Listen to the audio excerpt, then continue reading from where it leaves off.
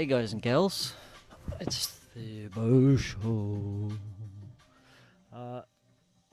It's quite late, it is already 10 o'clock, but I wanted to do a little podcast live recording and talk a little bit about spirituality. I was thinking today when I was down the beach having a meditation, it's like, I love to talk about tribes and building community, but one of my other passions is actually spirituality, like seeking the truth, finding truth. And I've been on a real journey the last many years to find the truth. And I may have mentioned before, but like I now see myself as a truth seeker. Like I'm out always learning and reading and always trying to expand my mind. Finding those little pieces of the jigsaw puzzle that put the truth all together. Now I do understand that like truth is infinite. Like there's so many layers of truth in this universe. And as you expand your consciousness, more and more truths are unveiled or revealed.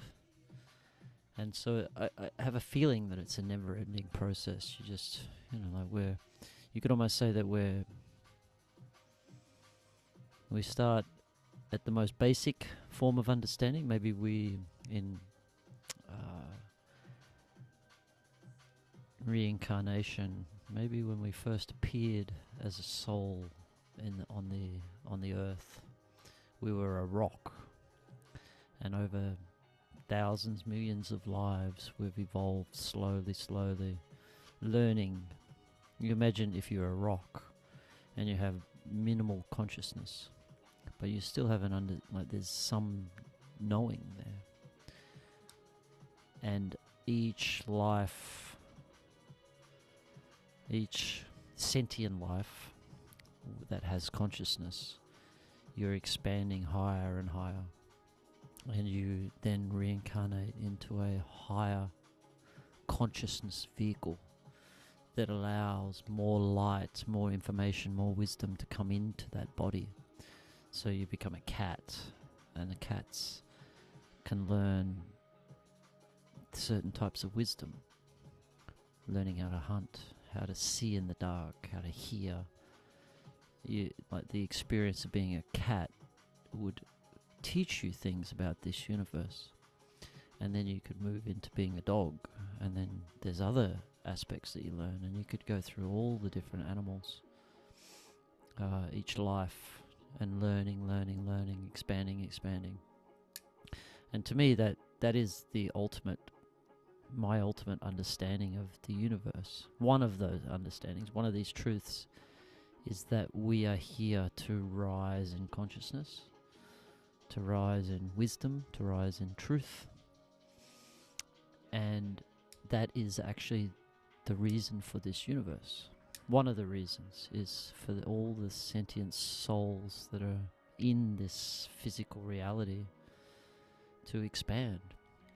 And I love the analogy of, I read a book called The Bringers of the Dawn, and they referred to light as information, packets of information. So all light, even like coming from the sun, coming from a fire, coming from a candle, there's wisdom, there's knowledge, there's data that we can interpret coming from all these sources of light.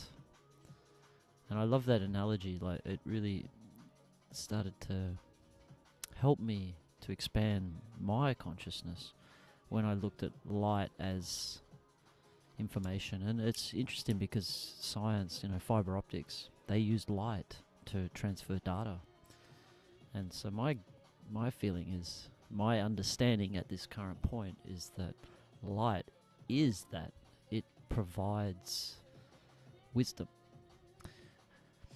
And then so if you look at a tree, you see trees are always growing towards the sun. A tree is seeking that wisdom and truth just as much as we are. A tree wants to evolve higher. And I feel like moving into the human body, it's not obviously the highest state of conscious, the highest physical body to be in that allows for consciousness expansion, but it's probably the highest on earth at the moment in regards to consciousness expansion and understanding truths, because we have the ability, we have a mind, so we have an ability to think of into the past, into the future. We have an ability to celebrate. We have an ability, like birthdays. Like, I don't know too many animals that celebrate birthdays, and that's because of our mind. Like, somehow we developed a mind that allows us to create. There's a theory that the mind is what creates time. Otherwise, if there's no mind, there's no time. We're just in the present moment. And I have a feeling that most animals are in that present moment at all times. Like all animals, all trees, all basically sentient life forms, apart from the higher ones,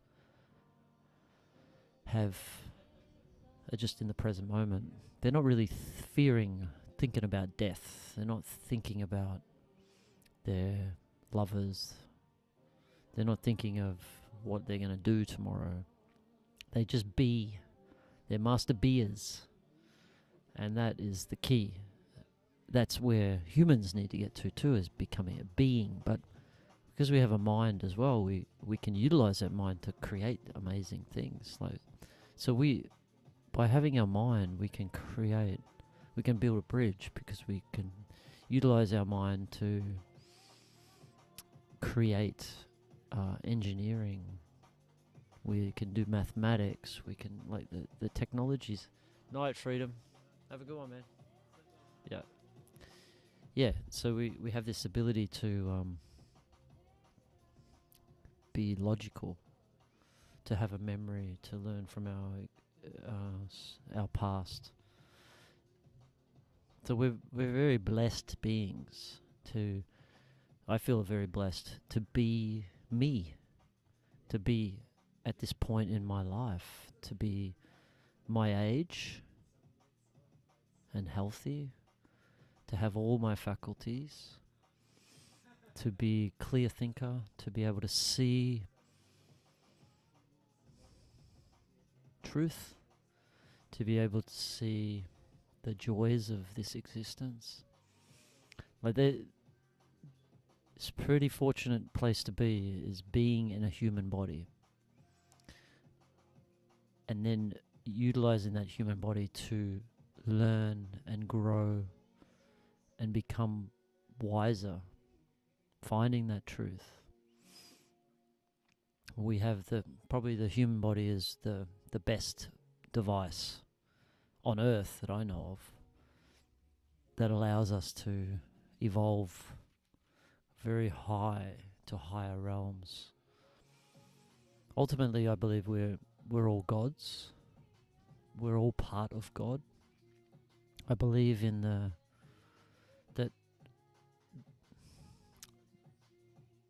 that there is one God. There is one duality. Well, no, that's not right. There is non-duality. So non-duality or duality, that's the two terms for religion. There's either non-dual or dual type religions. So a dual religion believes that God exists, but so does the physical realm, and God is outside the physical realm. Where you find the non-dual believers, they believe that God is the physical realm, the universe, that God is all and everything in this creation, including us. Now, we could talk about the truth and what it actually is, the truth. I mean, it ultimately doesn't matter too much. Well, let me rephrase that. Ultimately, the truth is probably impossible to know. But it gives us a little bit of an understanding of how truth is, how the universe is, the rules, laws, design of the universe.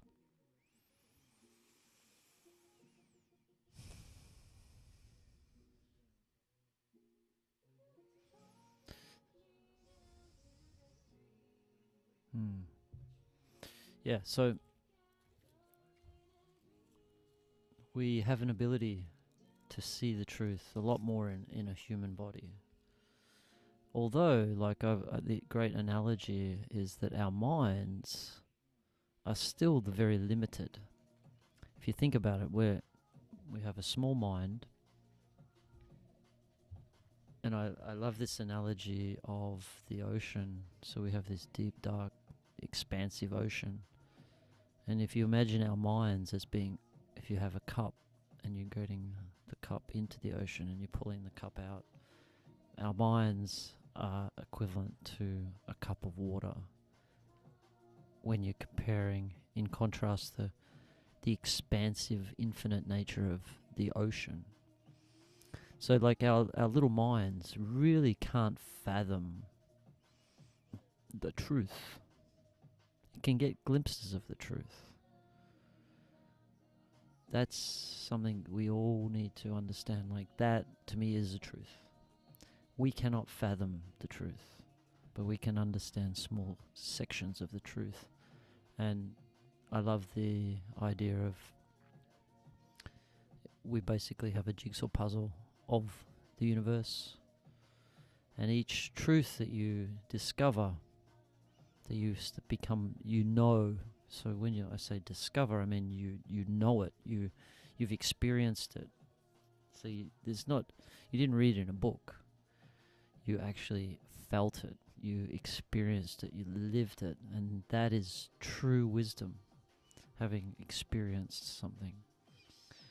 So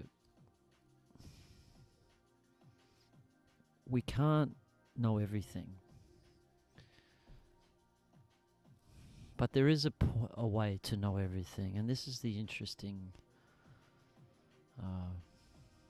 paradox. You know, they say that drop everything you know and then you'll encounter all the truth of the universe. Along those lines is. So that's what we have to realize, is that when we drop our minds, so through meditation, like our mind is that cup of water, but we can drop that cup of water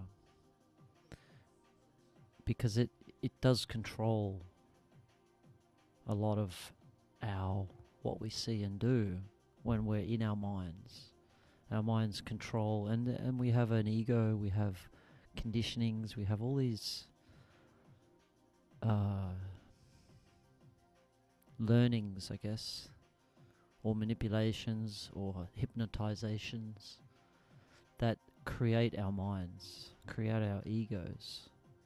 And they may not necessarily be all true. So it's really important to understand that when we use our mind is like a tool. Alright? It's a tool that has been developed, and I'm fascinated to know how it was developed. Like, why do we have a mind? Why do we celebrate or fear death, where every animal I know that I'm aware of is just in the moment? Like, they don't think about death, they don't think about birthdays, they don't think about their loved ones and how they're doing while they're on holidays. It's like there's a level of difference between the majority of animals and humans. Now, you could bring up dolphins, elephants. Like, I don't know enough about how they function. I would love to be able to connect with a dolphin, or an elephant, or a whale. I mean, to me, there's a good chance that dolphins have very similar capabilities to humans. But the interesting thing is, like, why have they not created submarines, and why have they not built cities? And now it's interesting that it comes to mind. We had an Aboriginal elder. I was at a gathering a few months ago, and he said that, like, the Indigenous Australians, they didn't need anything. The Pachamama, the earth, gave them everything they needed. Food, water, shelter. That was all they needed. So they, like, if you ask me, like, the Aboriginals were less in their minds and more in their connection with the universe. They didn't need anything, and you could almost say that, like, the dolphins are the same. They don't need anything. They don't need to build anything. They don't need to build a city. They're just free-flowing, and they're just embracing what they have been given. Where humans, with the development of our mind, not saying that a dolphin doesn't have a mind, but our mind has caused this desire for more, desire for exploration, desire to expand the material side of the world, build more technologies, more ways, more understandings. Like, we're seeking through our mind the truth, and we're discovering amazing things. Like, look at the developments in the last 100 years. Wow. Humans have come so far. So far. And now it's just like exponential growth. Like, everyone's got it specializing in little things. Like, I love the solar panels. Like, someone invented those solar panels, and then it just continued. Someone come up with the idea, and then it continued on until, like, the topic is vast. Many different types of panels, different types of materials, like the technology, and it's revolutionizing the world. It's allowing us to live off grid, to be disconnected from the grid system. Like, it's just, I guess my point is that, like, we are specializing to at an exponential rate. Things are just getting more and more complicated, but specialized. So that, like, we are, I believe, mini gods. We're gods with a few powers, and we have those powers to create. You know, not worlds, but we have the power to create an art piece. We have the power to create a building. We have the power to create bonds with others, to fall in love. Like, creation is another reason for the universe, is to create. I believe that the prime creator is hey man, yeah, I believe the prime creator is the goal, is to create. Hey, Shorts, how's it going? Can you hear anything? Can you hear me? No, it might be. Oh, hang on. Try that. Can you hear me? Yeah. So, yeah, no, I'm just doing a spiritual podcast tonight. Yep. Yeah. I'll turn that down a bit. I'm just dropping in to listen to what you're talking about. Oh, yeah. You can listen to it on YouTube as well. What's it called? Boh Sho. Boh Sho. But it's on YouTube under mindfulearthSanctuary. Okay. And all the podcasts are there. Okay. Yeah. So it'd be interesting to get your feedback. Well, if I subscribe, what do you need? 40,000 subscribers, and then they pay you to do it? Yeah, something like that. Oh. Yeah. You can get following, you can make it your career, Yeah. talking to people on a podcast, which is what my dream is to do, because I the way I see, like, I love to talk to people. I love to throw out my ideas to the world. Oh, you're definitely a good influence. You're having a really positive effect on me. Oh, that's nice. That's nice that you say that. Well, it's important that just because I'm giving up drugs, just because I've given up the bad drugs, the Good to put shit it that way. drugs, Yeah, the shitty ones. and before I came here, as you know, I was replacing it with alcohol. But it's more important to me to be a part of Mindful Earth than it is to drink alcohol. So that's awesome. So it gives you that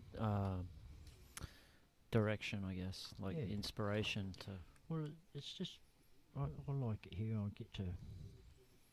Not everybody knows how to put up a tent, Boh. I bet. You probably find a lot of people. Well, and people turn up with no poles and. Yeah, that's right. No, this is the thing. You needed here, Shorts. Well, I've actually you have a role here that you can really help out. Well, tomorrow morning at the meeting, I'll let everybody know what I'm doing with my gardening idea. Great. So it's just organic gardening. Anybody can join in. I'm doing hydroponic tomatoes. Great. So the solution from that will be dropped out probably once or twice a week. Yep. And people can use those nutrients to grow whatever they want as well. Why not? Yeah, nice. Because it's in a pest-free environment. Doesn't cost hardly anything to run. Also, I've set up a charging station for people if they don't want to walk all the way up here. There's a table with 5 USB ports as well sweet. as well as 5 Great front idea. ports. On a table, there's a nice sign down there that's it's written in silver on a white bit of paper at the moment, so I just want to get some paints tomorrow and make it a little bit more obvious. Yeah, nice. Because my generator's running anyway, Boh. Yeah. So you got heaps of.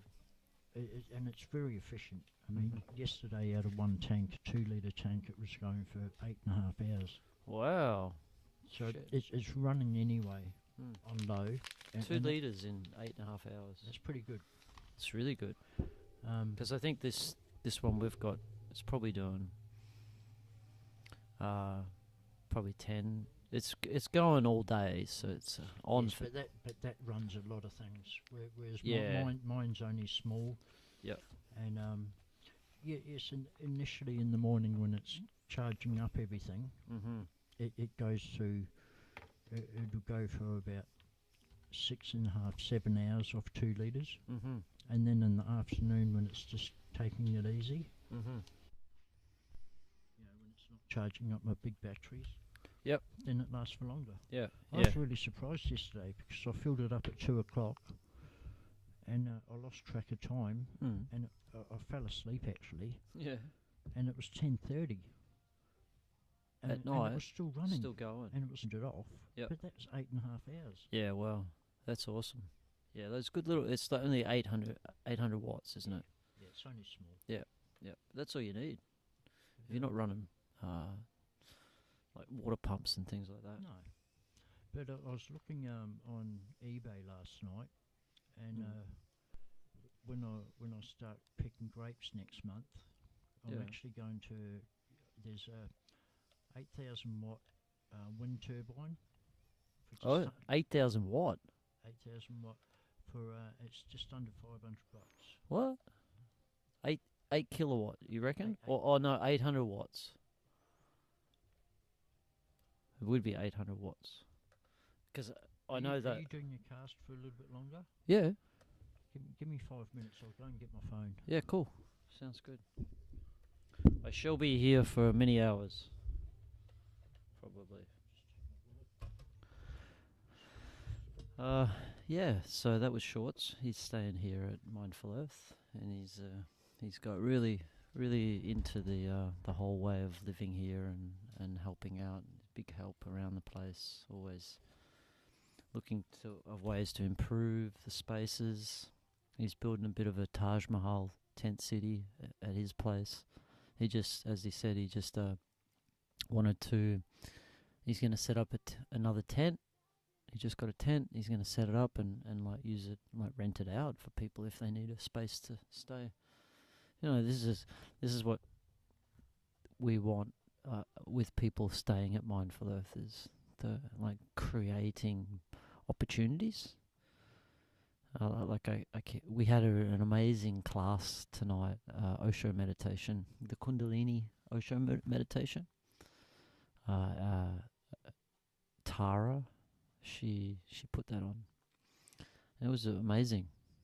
I want to do it every night. Like just have it's a set music, four songs, 4 sections.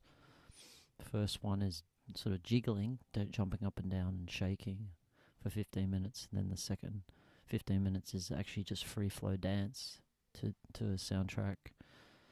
The third section is sitting, meditating, and then the fourth one is laying down.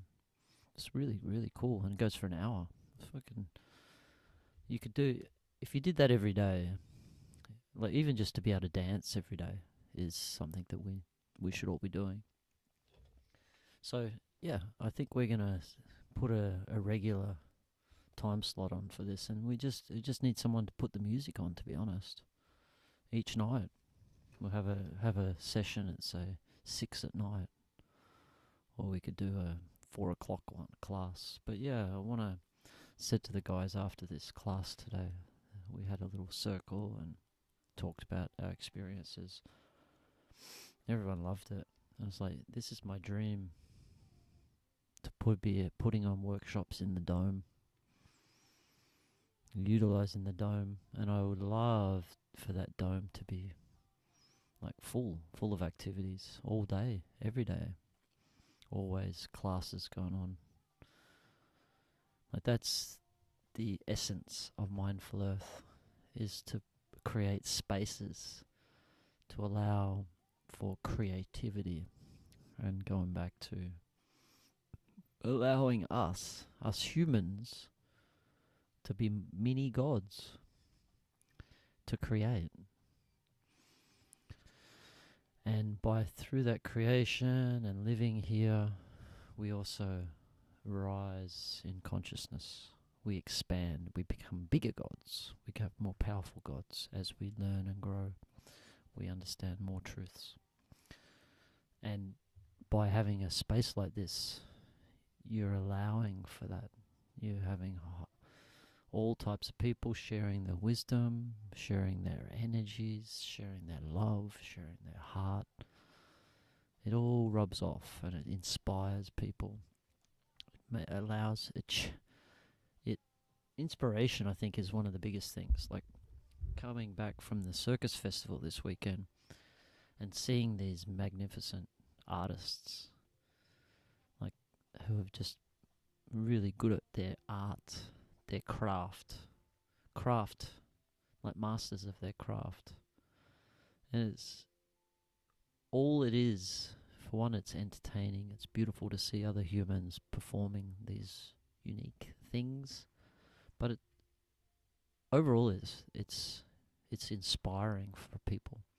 Imagine all the kids that saw these jugglers juggling balls, or those Diablos, and suddenly you've got kids all wanting to do it.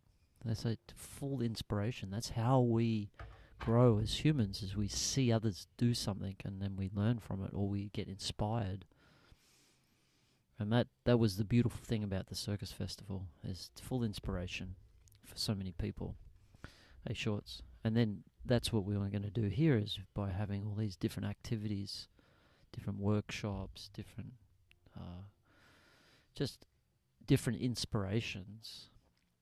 We inspire people. We inspire people to aim higher than they've ever aimed before. And really, that's what it's all about. You should have come to the class tonight. You would have enjoyed it. Don't be scared. What class was it?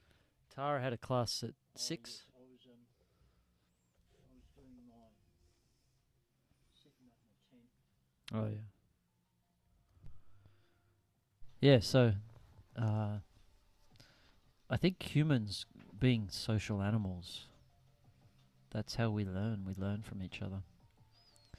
And unfortunately, in the world right now, we don't have a lot of people to learn from.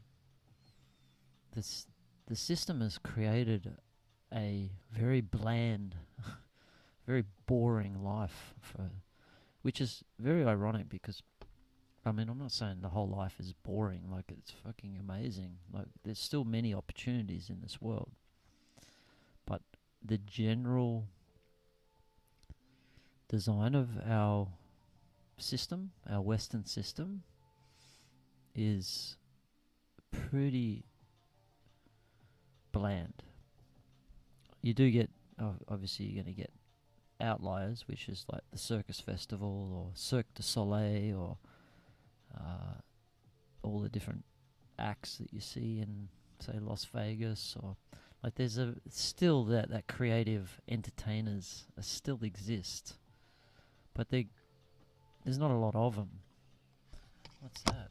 Oh yeah, 8,000 watt wind turbine, 8 blades, $250. I find that hard to believe. It's probably made in China. Yeah, and it's probably... I think they got an extra zero on there. Like, I've got that wind turbine down at the house. Yes, that's what I want to talk to you about. What does that put out? It's 400 watt. Okay. So that's why I'm thinking this one's probably, if it's 800, like, because I paid maybe 15 years ago, I bought that wind turbine. That was the first thing I ever bought for buying a farm. Like, to get off grid. Yeah. I was really keen on learning about renewables. So I bought that wind turbine. And it's 400 watts. It doesn't, to be honest, it doesn't put it, there's not a lot of power in it. Yep. But it does trickle charge over at night time. Like it charges the batteries when it's windy. So it still has its purpose. Like that's where these are very handy. Like if you've got one of these sitting on your charging your batteries and you've got a windy night, it's keeping those batteries charged. Where otherwise you've got to wait until the day when the solar charges it. Oh, what's going on here?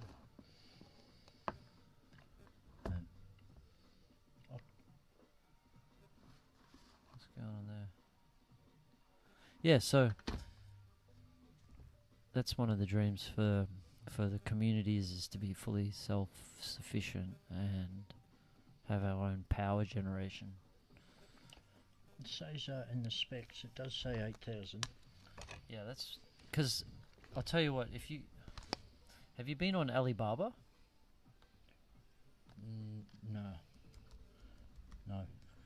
Check out Alibaba wind turbine, because you can get good wind turbines from China direct, but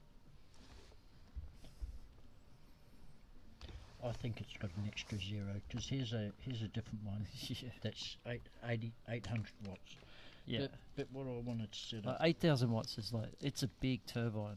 Yeah, it's made in China. Look at this one. See, I reckon it's worth, like, Alibaba's pretty good. Yep. Look at this turbine here. 1,000 watts. Yep. 2,000 watt high efficiency. But the thing is, you've got to order like 50 of them, or Well, so you can buy. Yeah, there you go. Get 19 pieces, $130 each. You could sell them for $1,000. Look at it. How could you? And then you can choose the quick refunds on orders under 1,000. How many pieces do you want? Look at that. It's pretty clever. Tells Yeah. you the transportation costs. Well, I'm only running on a petrol generator at the moment because that's all I can afford. Yeah. I do want to. I would like to go back to renewables and have the generator as a backup, Yeah. but I just didn't have the money at the time. Hmm. Now, because I'm still on holiday, and like I start work next month Yeah. for Brown Hill Estate, picking grapes. Yep. Best place to work. Yeah. Work for 2 months. Yeah. And then, being the good old lazy Aussie I am, have 10 months off. But in that 2 months, buy some good stuff, which Yeah. is renewable energy. Yeah, yeah, awesome. That's a good idea. I need about $2,200 to have a proper renewable. Yep. Which isn't just for me, of course, it's for the community, Sure. but separate from you. You know Yeah. what I mean? Yeah, no, I know what you mean. I think it's a good thing to do. You get off grid, and then because you think about it, you're spending money on fuel every day. Yeah.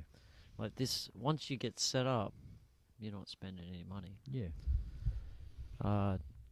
Batteries, yeah, they tend to wear out, but if you could get a couple of lithium batteries, Still $500 each.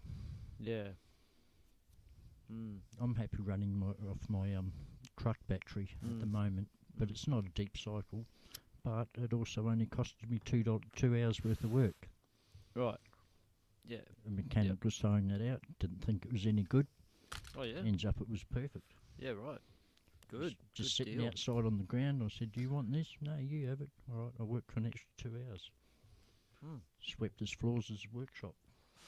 And it works. Yeah. Great.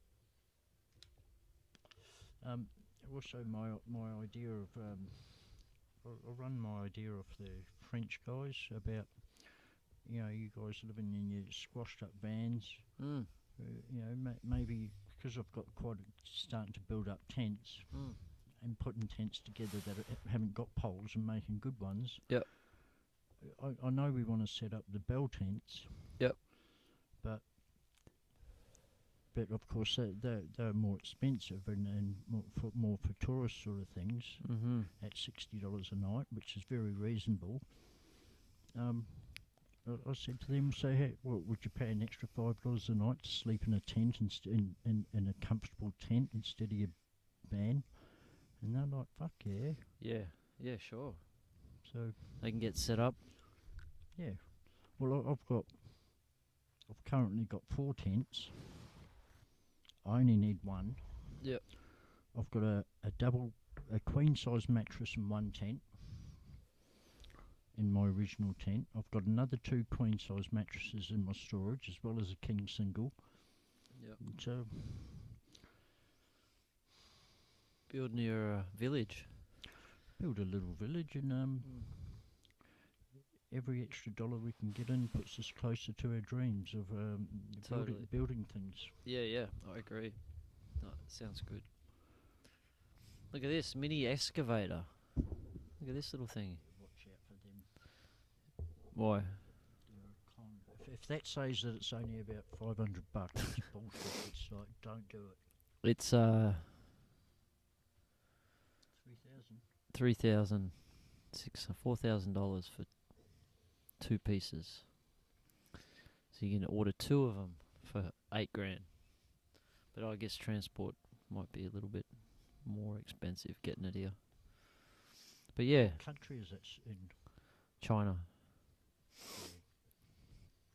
But yeah, it's all on Alibaba. What do you want to buy on Alibaba? I want. What I'd really like to be able to score.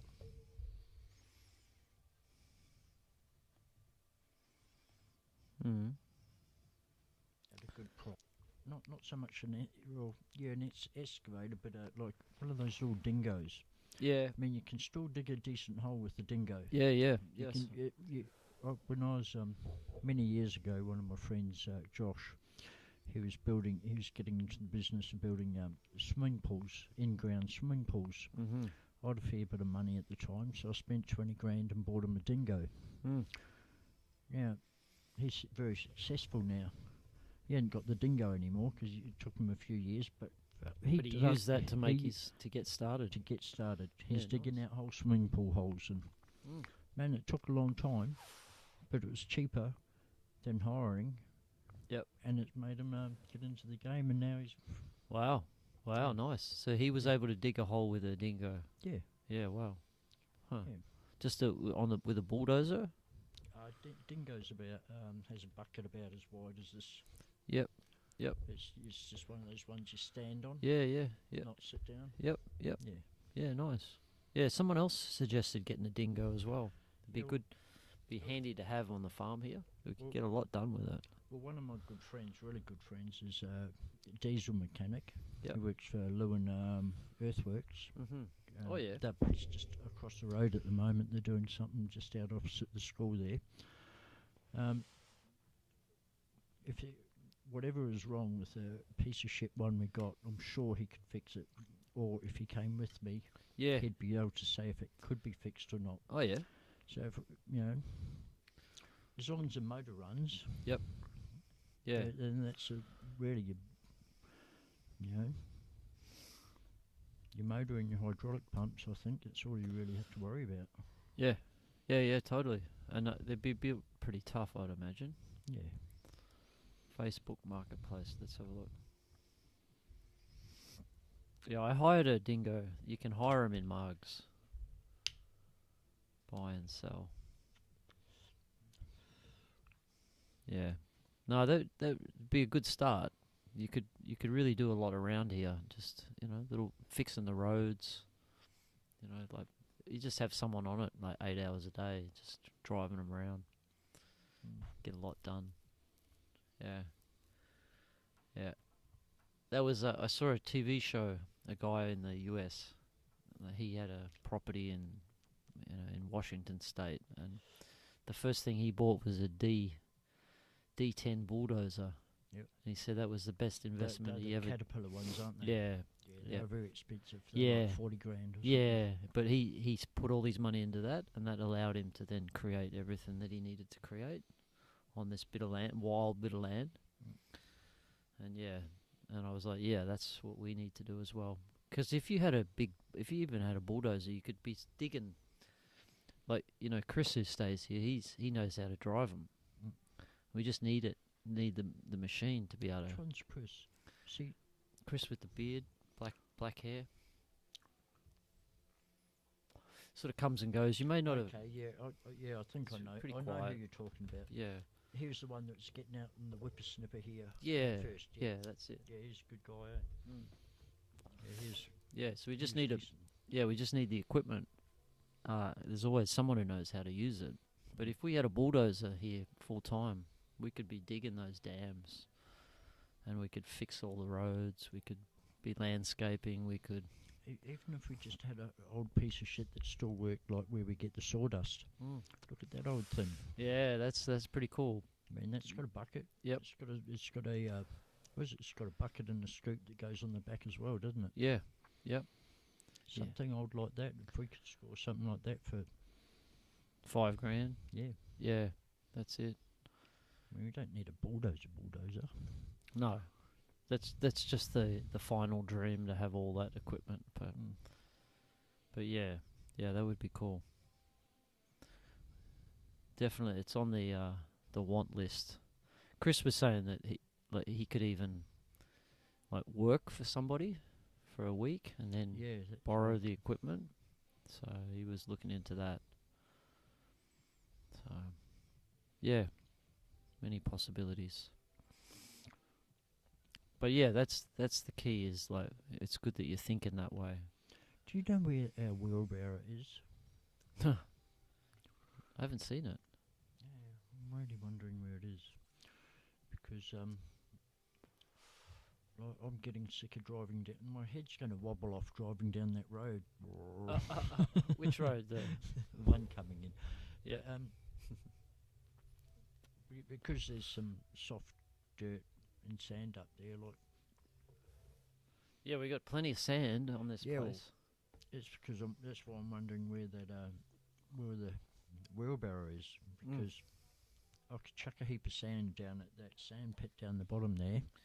Yep. In there, a few, not heaps, but some in the back of the trailer, Mm-hmm. not too excessive, and then just drive down here and but we'd have to mix it with something, wouldn't we? For the roads, Yeah, because otherwise it would just push back out. we've got a whole heap of gravel as well, Do you? Where? just at the front. You see where as you drive in, where it comes into Yeah. there's a hole there. Mm. That's where we're going to put the swimming pool. But that hole there is because they got the gravel from there to put on the track across the dam, where the dam is. Yep. Okay. Yeah, so we've got a lot of gravel on the property as well that we can use to spread on the roads, and then the plan is just to keep digging that hole out. Eventually we'll build like a clay natural line pool. So you're talking about where that water is? No, just as you come through the gate and then come up the hill and turn right, there's a hole there. I'll have a look. Yeah. So yeah, we've got plenty of gravel. We've got sand. So we've got clay as well. There's clay in that little dig out the dam down here. Mm-hmm. There's like clay about a metre down. This Okay. nice white clay. Oh. Yeah, which is good for sealing up stuff. So yeah, we can utilise that as well. So that's pretty much everything you need to be able to set the roads up. Yeah. You know what I'm over? I'm over noisy tarps flapping in the wind. They're just like so annoying. So, did you see how many pallets I've got stacked up on my roof today? Yeah. I bought them all back from Bunnings. Okay. What are you going to do with them? I'm going to make a windbreak Oh yeah. for under my gazebo, so it's not a flapping tarp. Yeah, okay. Yeah. Yeah, just a little wind wall. Yeah. Yeah, cool. Yeah, great. And it's all none of it's treated, so yes, it will rot, but it's okay. Yeah, well, I can only stay there till the end of summer. Yep. And then I've got to move from that spot because it gets all slushy or something. I've heard. That's There's a little river or something. that spot you're at. It's not too bad. Now down to the right a little bit more. Just the bottom of the dam. That's where the water runs down. But yeah. I mean, winter here is pretty wild. Pretty hard to live in a tent through winter here. It's almost like a caravan would be the better option. Or, as you see what Richard did, was he built like a structure to protect his tent. Is that the tin shed? Yeah, he Okay. had his tent in there. But the cool thing is that now, like, I think we can make that space even more like a more beautiful building. Yep. And that can be a little communal space for people. But yeah, he used that, and I don't know what his plans are this winter, but that was what that was for. He had his bell tent, and a little fire in it. So I think that's the thing you've got to have when you're through winter, is have a fire in your tent to keep the moisture out. Well, I bought back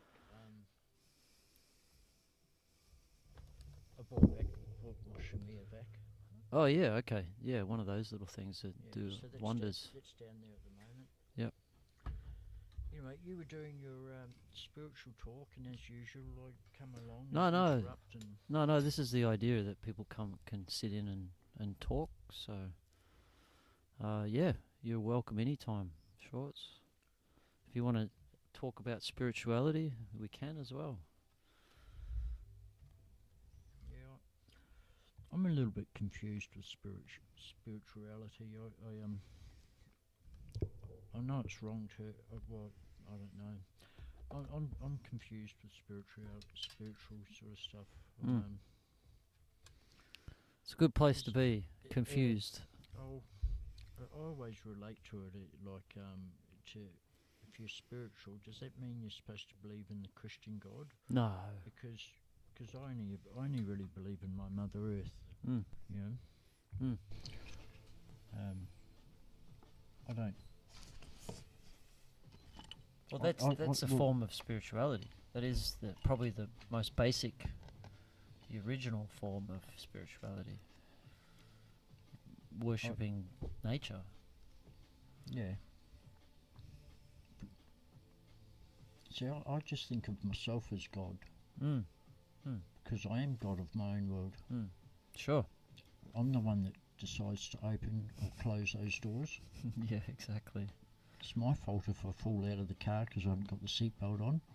Yeah. Hey? Yeah. So, well, that's. I was just talking about that. It's like we are. I think there's different levels of gods. Like there's the overall creator of the whole universe. And I love the term prime creator. Yep. That's created the whole thing. And I think my belief is that the universe is God. Like everything in it, we're all, it's one. We're all one.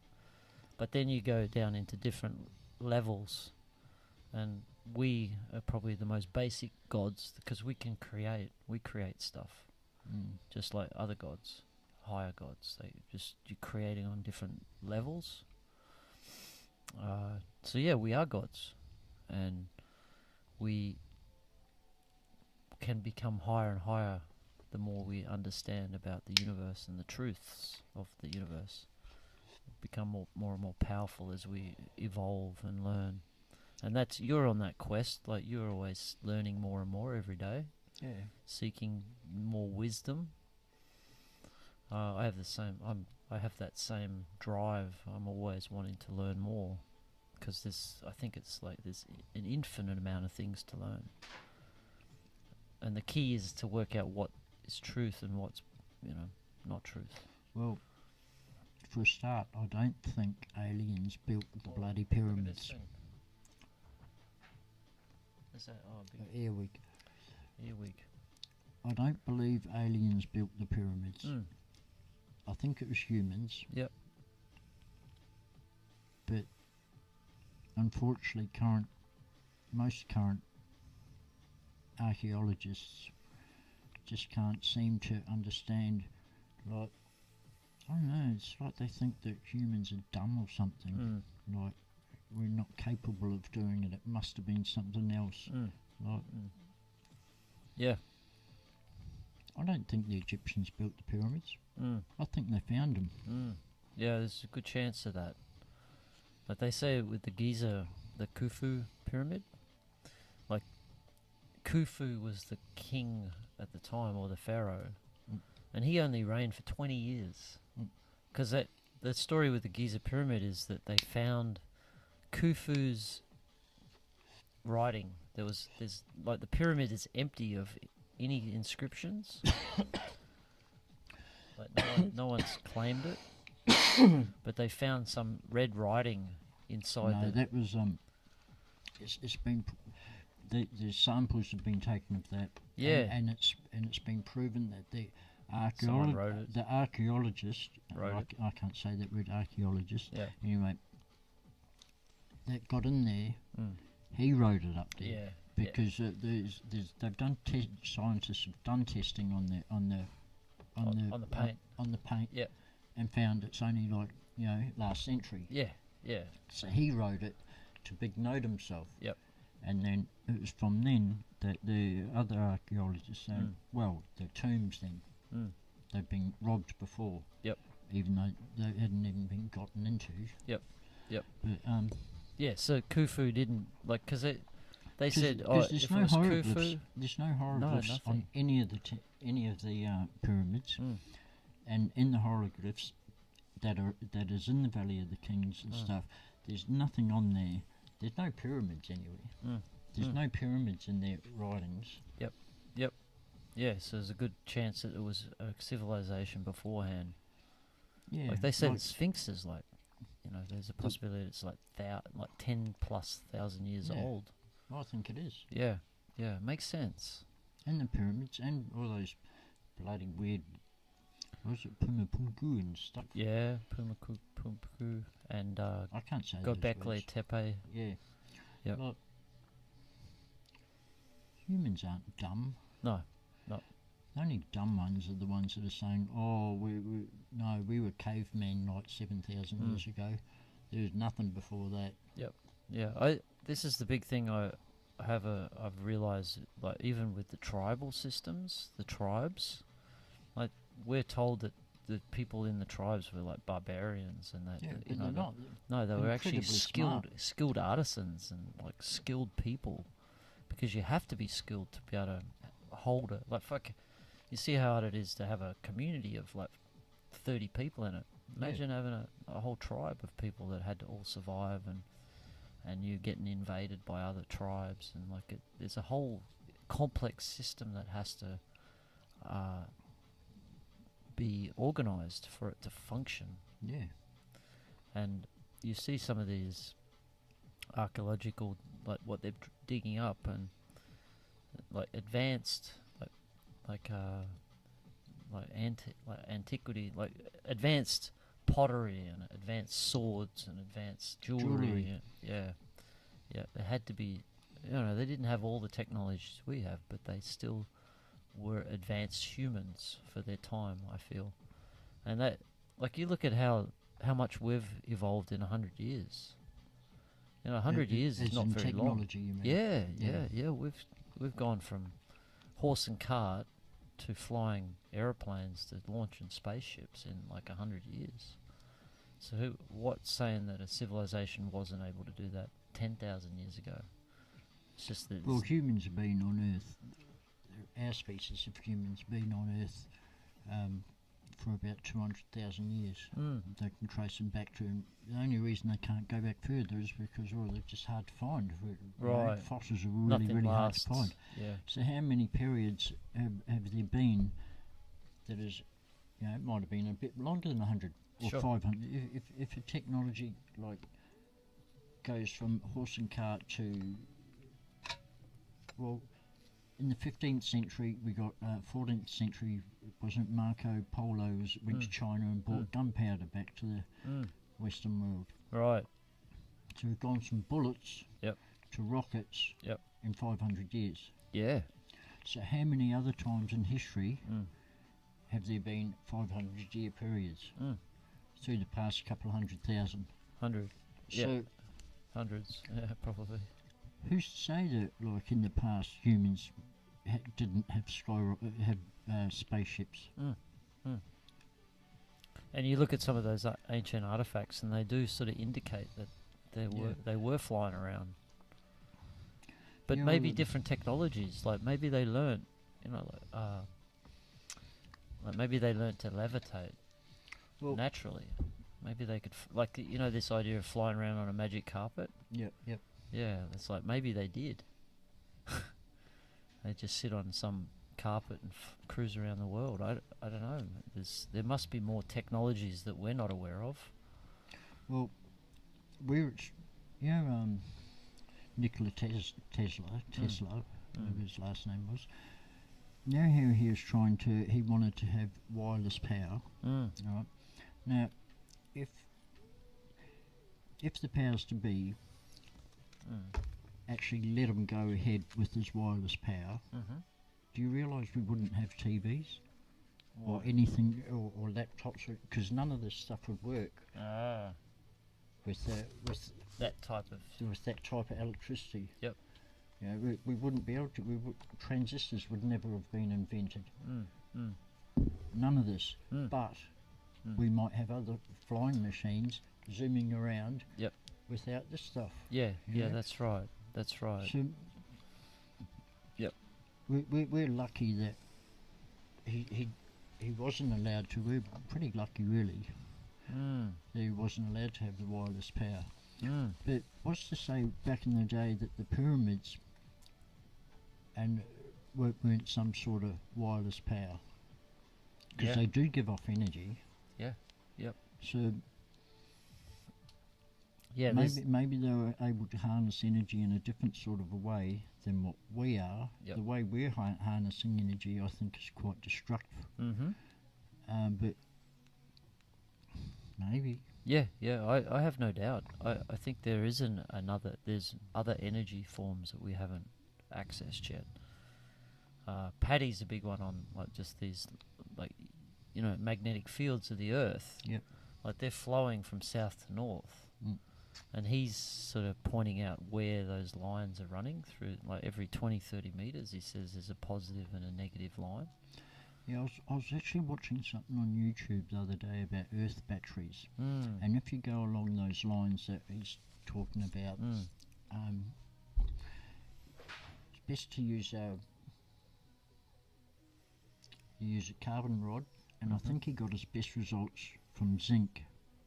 Okay. And magnesium, but you've got to have it like your carbon on the line, and then your other rod, your other what are they called? They called the battery things. You've got to have that facing the sun. It'll only produce power from the sun up to sundown. Yeah, right. But you can get 2 volts. Yeah, okay. Out of 2 cathodes. Yeah, right. 1 carbon. I'm fairly certain it was zinc, or it might have been. Might have been magnesium. Okay. And how does that? Well, it's just like a battery. It's just like positive and negative. Yep. Put them in the ground. Yep. And you can get 2 volts. Yeah. Wow. But there's one that he got 5 volts out of. What's that? Rain. Or wind? Wind. It's just the wind. Okay.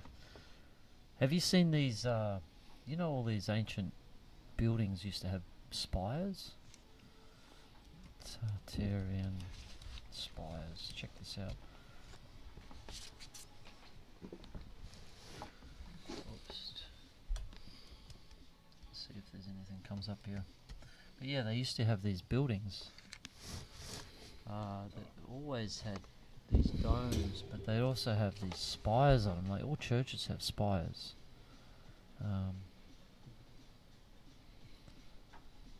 Where is it?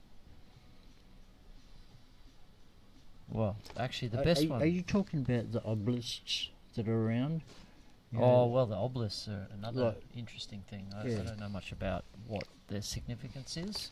But like the Egyptians, all those obelisks that they had in Egypt, like they took them all to Europe. Yeah. Like there's a significance there, enough for them to want to move them. Because there's one in the Vatican. Yeah, there's one in Vatican Square. There's one in New York. There's they've got them all over the place now. Look at this building. This is there's a whole theory, but like this type of architecture. Yep. Like with all these spires, it's like their design. It's designed to capture that magnetic fields, and they would build them on like major energy lines. Yep. And somehow they would capture it. I don't know the details. This one I keep Mont Saint Michel. Saint Michael. Look at this one. This was built in the 10th, 11th century.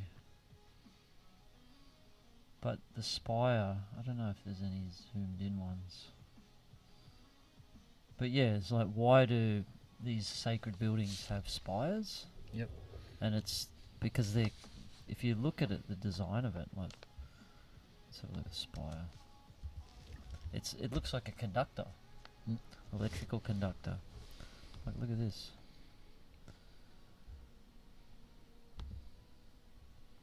Like, they've even got little wire, like. I do know a fact about most.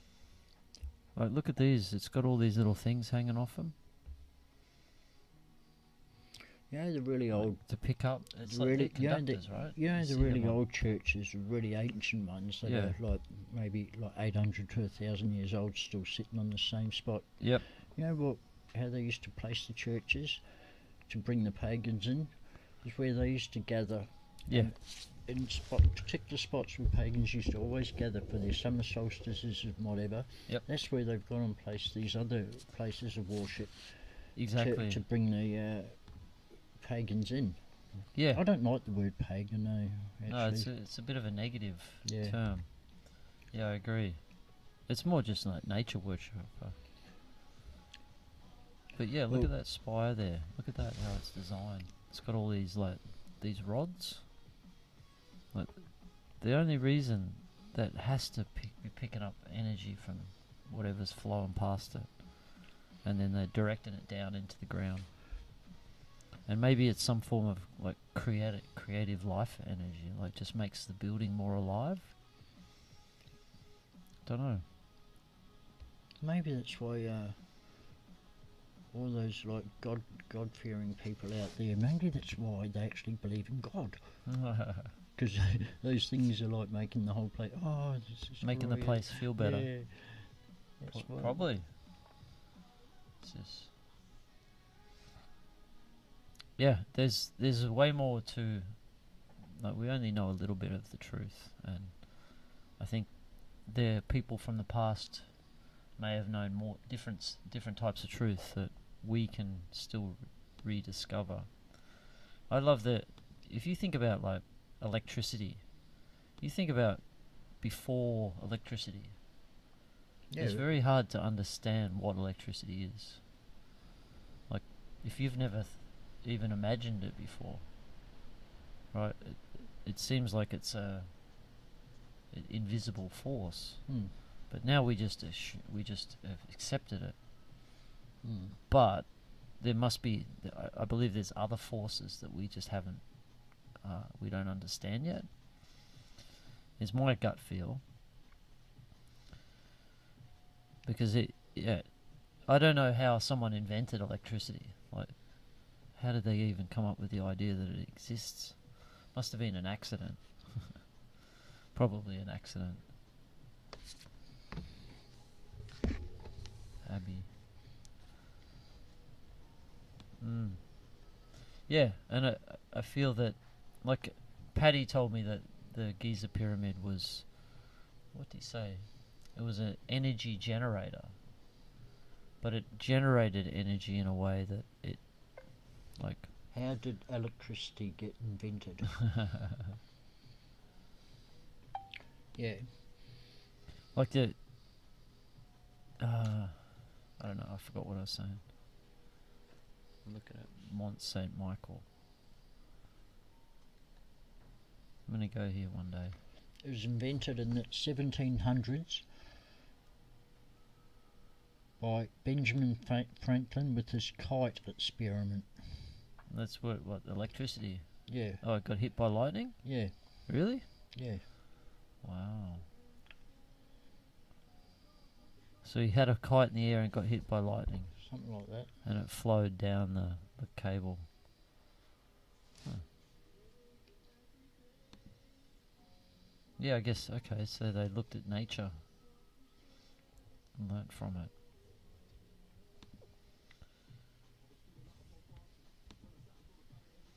The cool thing is, all this information is coming out now. Like, I've been down a rabbit hole tonight. In the past, I never would have been able to access any of this information. It would have been in books, locked up in someone's library. Now I can just scan a book. I can find the PDF. Yeah. It's magical, so you can really delve and find information quite quickly now. And it's only been like 10 years since that's been the case. Electricity in our current timeline was discovered in 600 BC. Yeah, right. Because have you seen the Baghdad battery? Yeah, yeah.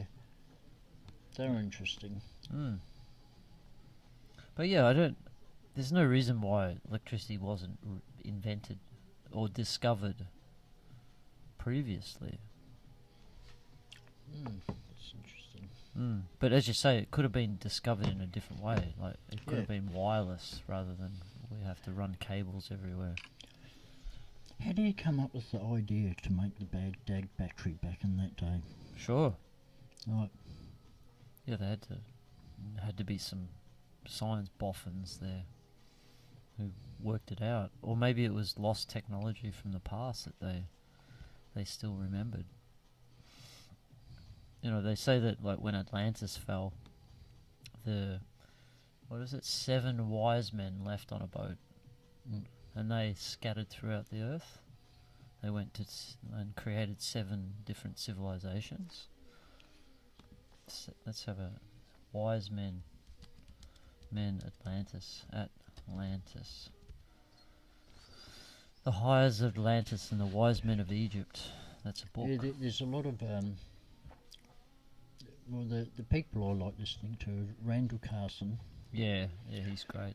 Graham Hancock, Eric that Eric von Daniken. Oh yeah, yep. Yeah, I reckon Yep. he's good, and there's quite a few others that I just can't name at the moment, but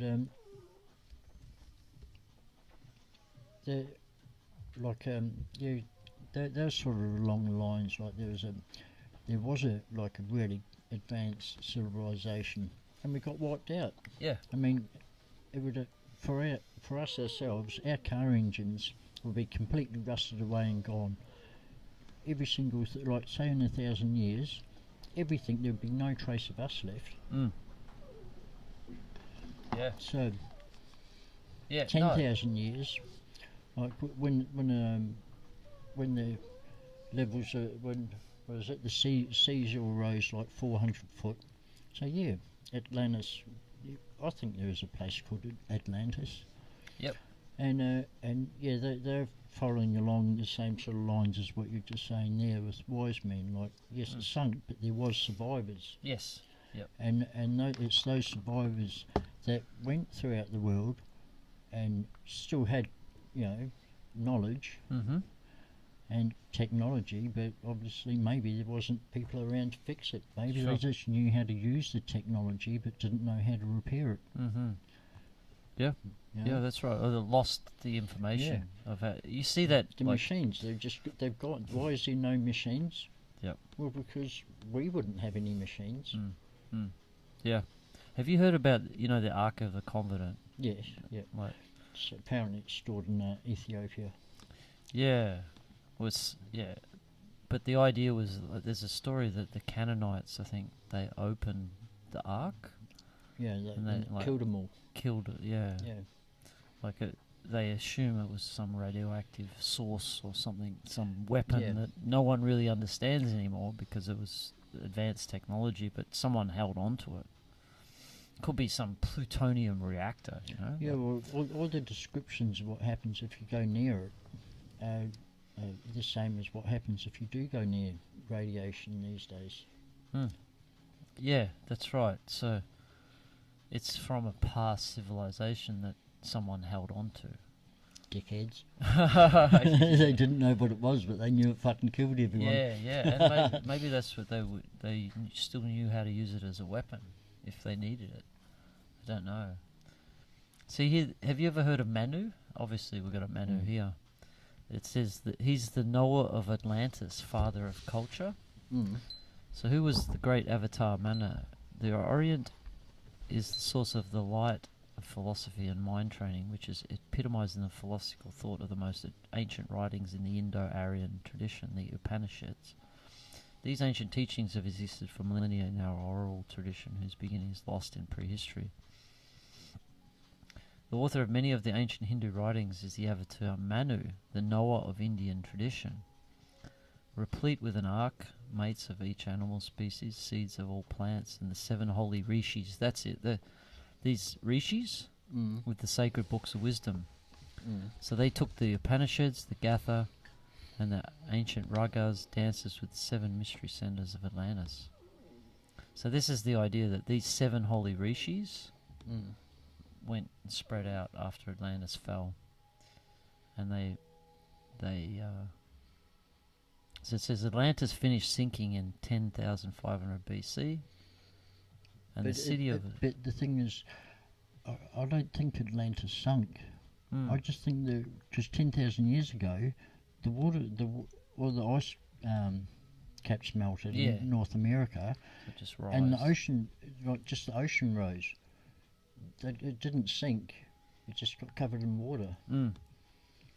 Yeah, I heard that the current estimates are that in the first 24 hours, the ocean would have rose by 30 foot. When that first happened, just in 24 hours. Wow, from the melting of the ice caps. They think it was a couple of hundred years to go to like 4,000 feet depth, extra water. And that's why there's intact, say off Cuba, there's a whole lot of intact pyramids in a whole city, like pyramids, just off Cuba. 300 foot under the waves, but they're intact, so they didn't sink. They just got flooded. Sure. Maybe a myth, like myth isn't the truth. No, not completely, because myths, as well as stories that we tell. So if I tell a funny story, it's never 100% true. Yep. It's always got embellishments to make people laugh. Yep. Because I like taking the piss out of myself and make people laugh. So the same with myth. I think myth is based on truth, but there's a lot of embellishments in there. And so I think the story was probably told about Atlantis, that the gods weren't happy with them, and so they sunk in Atlantis in a day and it all disappeared. I don't think it sunk all at once. No, it was just an embellishment to make the story sound good. And also like people in the past turned to their gods instead, because they didn't understand what lightning and thunder was. They didn't understand what the moon eclipse or the eclipse of the sun exactly was. They attributed all of that to gods, whereas we attribute it to science. So of course, they wouldn't have known. Apparently, maybe they didn't know what the comets were. Maybe they did. Maybe that's why all those cities are under. In Turkey, they've discovered. Saw last night they've discovered over 200 underground cities in Turkey alone. Without any understanding of how these places could have been built. They've got air shafts, they've got, they can hold up to like 40 or 50,000 people for several months. So maybe they knew that the comets were coming. Yeah, sure. And that's why they went underground. Yep. Yeah, it makes sense. Like that, and there's a lot of underground structures. Probably a lot we haven't discovered. But yeah, supposedly there's like tunnels all the way from Scotland into Europe, like underground tunnels that they reckon people would travel on, like underground highways. So like in 10,000 years, or 5,000, say in 2,000 years, say if we get hit by a cataclysm, because there's a couple of big asteroids coming by in 27 and 33 or 32.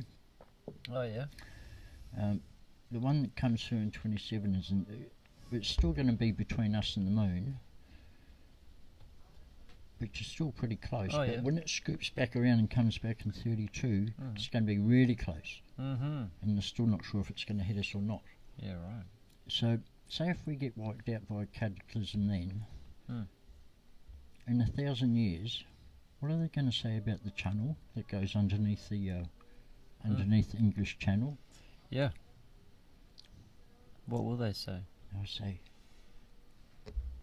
they must be smart. Yeah. They couldn't have done it though, because they were cavemen. That's right. Where the fuck are the tools? Yeah, that's right. Yeah. And there'd be no explanation for how it was done. Yeah, like they've got all those underground bases, military bases all around the world. Yes, they might survive in there for a year or two. But in 1,000 years, all that metal's just going to be rusted and you're going to be left with an empty cave. Sure. Nothing in it, are you? Yeah, that's true. And they're going to say, where's the tools? Yeah, totally. And that's the No, thing. Like they must be earthquake. They must be like volcano lava tubes or something. Yep. Where's the tools? Yeah. Yeah. Yeah. Yeah. So that's the thing. Like the only thing that survives history is rock, and that's what we see in these rock walls that they've built, like, or pyramids, or like see that in South America, these beautifully huge walls, and they're all like the rocks are all fitted together perfectly. There's no gaps between where they sit. Some advanced civilization had to have done that, and that's what they also say is that, like, the Giza pyramid's one of the oldest pyramids, but it's the most advanced, like, complex. Did you know the Giza pyramid has 8 sides? Yeah. You've seen that? Yeah. Yeah, like they only realised that when they flew over it one day. Yeah, that was in World War II. Yeah, yeah. Like no one could see it from the ground, but when they flew over it, it's like, what? How the fuck do you build that? Like, that's high technology. To get the accuracies down to that, we've got 2 sides on one side of a pyramid. Yeah, and if you look at the pyramid builds after the Giza pyramid, it's almost like they were trying to copy the pyramid. Yeah, like that bent one. Yeah, it's all falling apart. yeah, but they just weren't able to get it right, and that's the same with all the. Have you seen Baalbek? Yeah, Baalbek. Yeah. Like, if you look at the rocks, the base rocks, they're huge. Huge. Yeah, like massive. 100 tons, like rocks. They're trying to. Archaeology is trying to attribute that to the Romans, but it wasn't the Romans, because the Romans wrote down everything. Yeah, and they didn't mention it. No, they didn't mention any of that shit. They didn't mention any of those, those big temples. That's in Lebanon. That'd be cool to go to, wouldn't it? Go see Baalbek. I think places like that would have been cool. Like, I'm not being like racist or anything, but I think those places might have been really cool to go and see, like 100 years ago or something. Yep. Before they were... just before there's all the stupid dickheads in the world that think more about fucking... Look at that. Yeah. Look at that for a building. Amazing. It's still standing. Insane. But this is not the one. This is the temple of Bacchus. Yeah, if giants built that, how did they get between the pillars? They must have been tall, skinny fuckers. This is the problem. Tall and skinny. Yeah. I mean, like, look at this. Look at that design. Like, just these arches. Those aqueducts. Yeah. Yeah. Pretty cool. And then, you've got this one. This is the mother. The pregnant. The pregnant one, yeah. The pregnant one. Yep. Yeah, they've underneath that they've discovered with their penetrating radar. Yeah. The pregnant mother, or whatever, the pregnant stone, or whatever, we know what we're talking about. Underneath that. Yeah. Are at least 3 others. Oh, wow. Underneath it. Wow. Yeah, right. Huh. Yeah, who knows what's there? Maybe there's a underground... Because that pregnant mother, look at that. It's already cut out. It's a one bit of rock. Yep. Yes, look at that. Imagine that space when it was alive with life. Back before you didn't get Centrelink back then. no Centrelink. You would have had to work hard, I'd imagine. You had to. Look at that! It's amazing these guys are still standing. Amazing. Not many of our buildings, modern buildings built in this last century, will be standing for that long. Look at that! It's just hanging in there too. These ones have fallen down. Surely we're not the only place on Earth that has really big winds. No. What you're saying? This stuff would blow over. Yeah. Strong winds. Yeah. But there's So, solid rock. I think pictures don't. Whoa! Look at that. It's hard to appreciate how big they are. Yeah. Through a picture. Totally. Well, look at that. That's insane.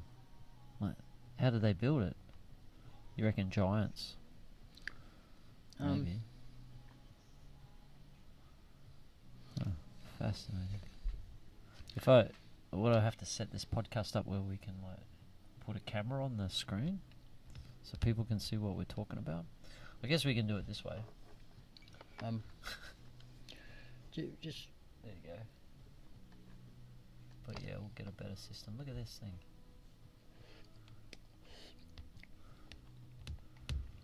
No. Yeah. So to do. Wow. Yeah.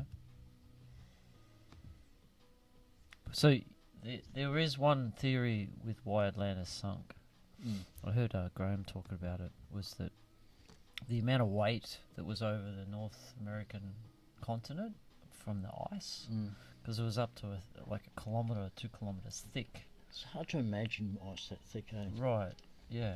Over North America. I keep thinking I'm going to knock it off. Yeah, I'll take it. I'll put it I right don't here. want it to snap. Yeah, so that amount of weight impacted the way the Earth sat. Yep.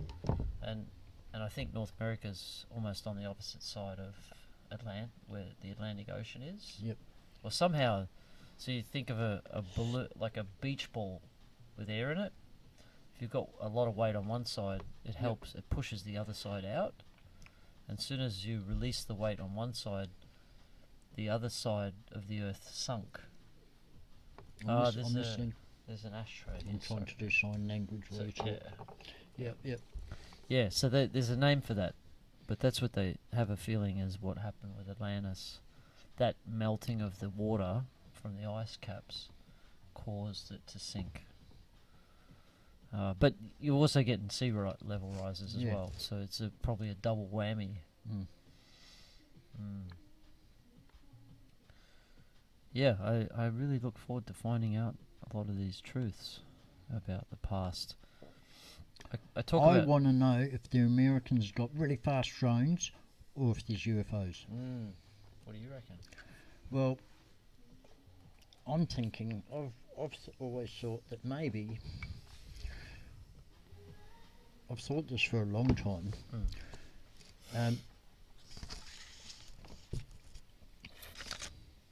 maybe one of these cataclysms, when we did have space travel, maybe we took off, we were able to leave Earth on a self-supporting system. Some people were. Maybe they travelled to the stars. Maybe this happened 1 million years ago. Maybe the aliens that we're seeing are our ancestors and they're coming back to suss out what's going on. Or maybe UFOs could be from the future. They could be from another dimension. They've been around forever. They haven't just been around for 100 years. They've been around since, almost every like, even the Australian Aboriginals, there are some of their really old stories that have been handed down are about, they call them gods from outer space. You know, gods from the sky came down. Maybe that's our ancestors coming back. Yeah, maybe they seeded Earth and then went away for a while. Or maybe they got wiped out. They just left Earth. Because there were coming cataclysms. Everything got wiped out. They kept going. I don't know. Well, what about Mars? I was about to say Mars. That's what I was about to point to. Maybe we came from Mars. Sure. Because like, or maybe it was a dual civilization. We were on Mars and we Earth. escaped here.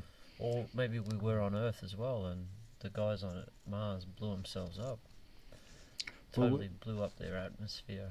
well, humans are really the only animal on Earth, because we are animals. Sure. We're the only animal on Earth that isn't fully adapted to our environment. Mm-hmm. When we walk upright, we get sore backs, we get all sorts of illnesses and cancers, which, yes, other animals get sick and they get things wrong with them, but not as many as what we do. Sure. Not as many as problems as what we have. Mm. Yeah. Our bodies aren't suited to this heavy gravity. Yep, they say that humans we're not suited to Earth in some ways, like the sun burns our skin. And, I'm not sure any other. See, I think that's maybe that's why there's a missing link in the evolution of the human species. Mm-hmm. That missing link could have been us coming from Mars to escape something there. Yeah. Maybe. Yeah. This is the thing. I'm open to many possible scenarios. Like, we don't really know. No. And there's clues around, and it's really up to us to decipher those clues and come up with our thoughts on it. Like, but you're never really going to know.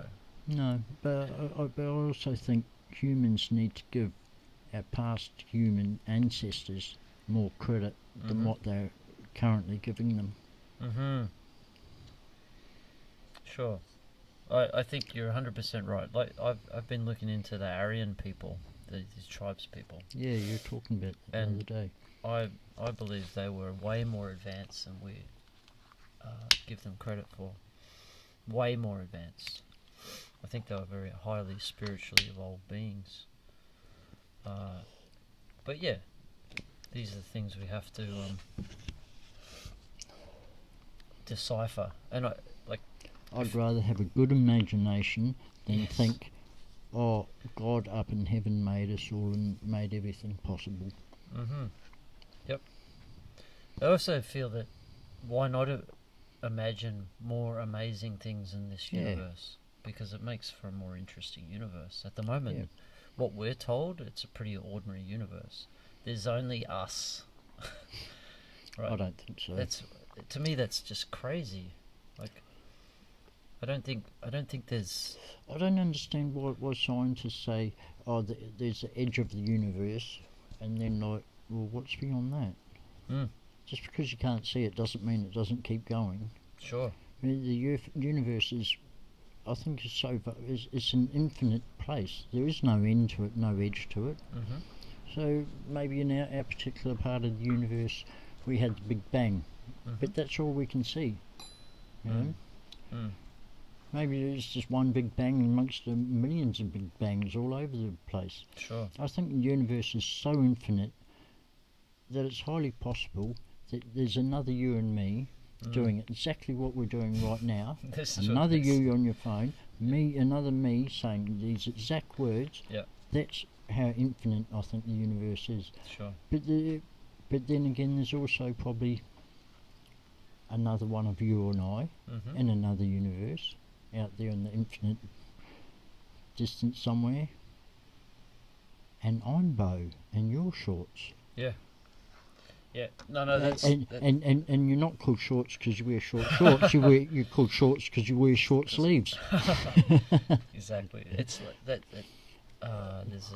There's a saying about like a monkey pushing random keys on a typewriter. Yep.